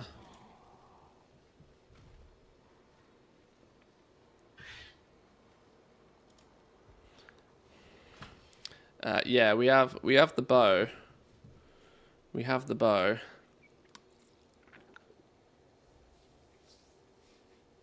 I will see you again. I don't really know.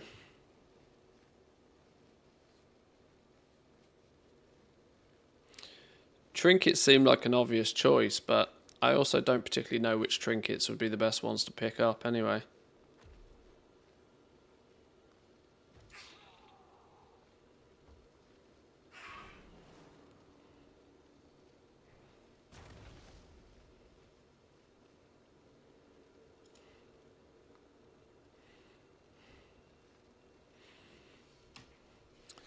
I might just pick stuff up for the Mog, but that seems a bit silly.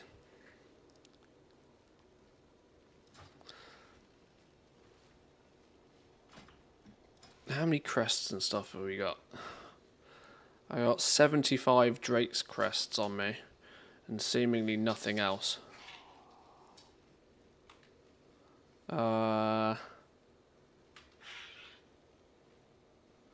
What am I going to need? I think 506 is about as far as I'm going to get without some better crests anyway, isn't it?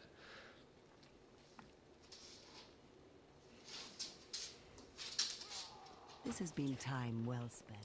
I don't know. Let's go and let me go to the item upgrade dude. Is there an item upgrade fella in here somewhere? I bet there isn't, is there?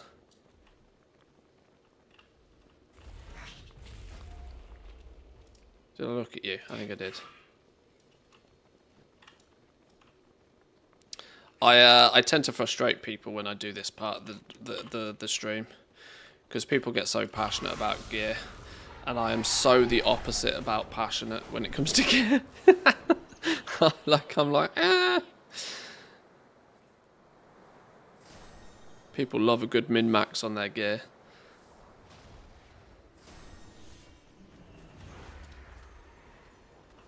Where's fit for the aspects?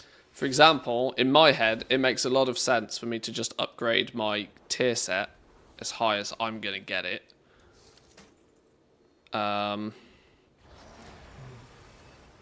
Which without Worm's Awakened Crest is already realised by it being item level 502 by the looks of things. I'm not going to get any better than 502 without some significant aspect. Cool factor is better than Biss. Yeah, see, that's my theory. That's definitely my theory. So realistically, getting anything up to 502 is probably the play.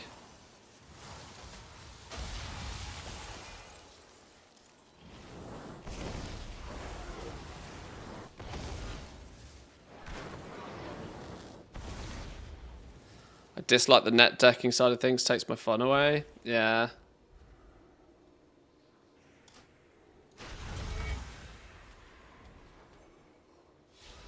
It's too easy to do though. It's too easy to just look at an internet guide and go, yep, that's what I'll do.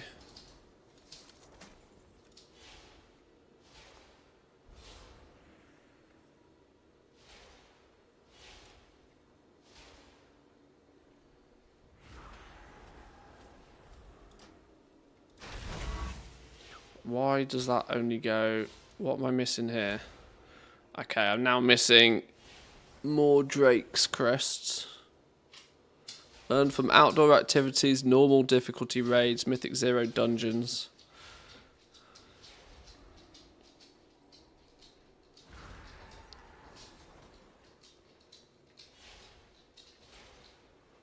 $502, $493. The Grief Torch is a fun one. Can we upgrade this any further? No, we're out of Drake's crests. That realistically means we're not going any further than this. Oh, actually, we can get a cheeky upgrade on that for some reason.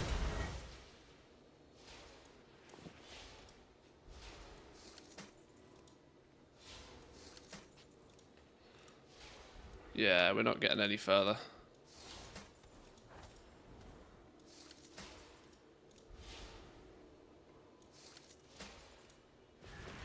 Two item levels away from my target.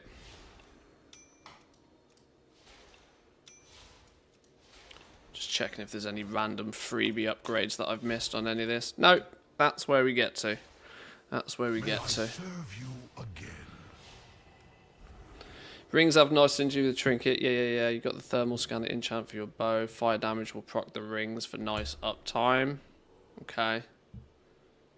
Getting crests from the vault is handy anyway. At least upgrading the weapon to 515 or whatever it was. That's probably a smart move.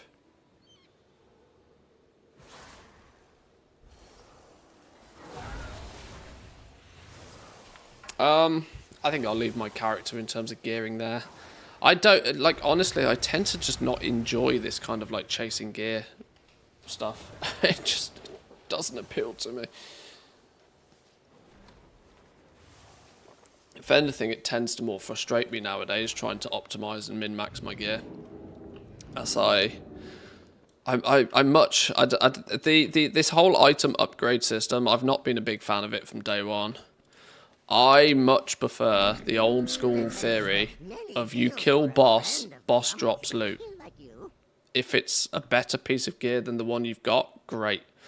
The whole item upgrades and farming multiple different currencies to upgrade your bits of gear and stuff just doesn't, I don't know, it just doesn't grab me. It just doesn't grab me at all. What was wrong with kill boss, boss drop loot? It's just, I mean, I'm acutely aware that there is a lot wrong with that theory for many players. That if you kill boss and boss doesn't drop loot, you feel bad. But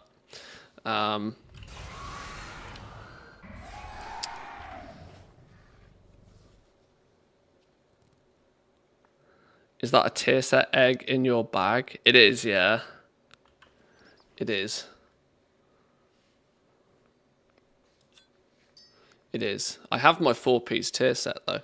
I mean, I should probably just go spend it on the gloves just so I have all 5 pieces of the appearance, I guess. Champion 4 of 8, Veteran 8 of 8. Champion 4 of 8. Veteran 6 of 8.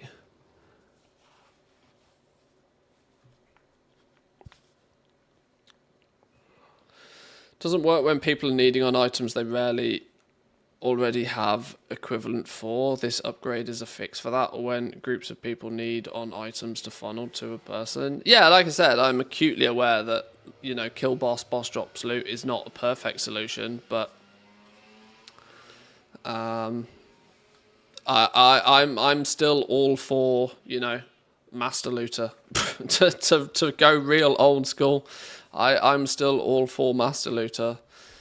If personal loot is like, trading of personal loot shouldn't be a thing, in my opinion. It's another one of those scenarios where I prefer the extremes. I either want loot to be entirely yours and there's no ability to trade it to anybody ever, and you kill boss and boss drops loot, you get loot or you don't get loot. Either take away all trading or give people ultimate ability to trade, like one or the other. Like this kind of like, oh, you get personal loot, but if X, Y, and Z, then you can trade it. And if they've got this and they've got it, no, get rid of it. It's too complicated, not necessary. Sitting in the middle trying to appease everybody is the biggest problem here, I think. Well, that's my my general take on it, at least, anyway. Okay. I think the reality here is I'm trying to find something to fill my time with, which is never the best way to play this game. So, I am probably going to leave it there for today. Not the longest of streams today, I'm blissfully aware, but this was a little step back into World of Warcraft. We've got Panda Remix launching tomorrow.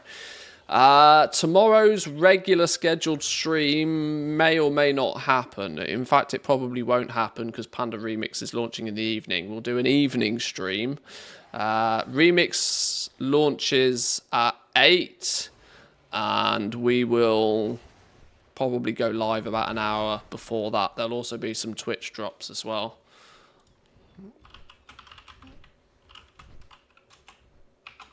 There'll be some Twitch drops, so people can start chipping away at those as well. So yeah, that's probably the plan for tomorrow. Then going into the weekend, we can just play Panda Remix as much as we want. That's the plan. If players weren't scummy bums, then Master Looter would be fine. I still don't think there's anything wrong with Master Looter. I really still don't think there's particularly anything wrong with Master Looter. If you're playing with randoms, you have to expect random things to happen. The best way to not play with randoms, the best way for random things to not happen is don't play with randoms. Play with friends, play with family members. If you don't have 20 friends or family members, you're going to have to run the risk of playing with randoms. And the best way to not get scammed by Master Looters is be the Master Looter. Job done, right? Easy.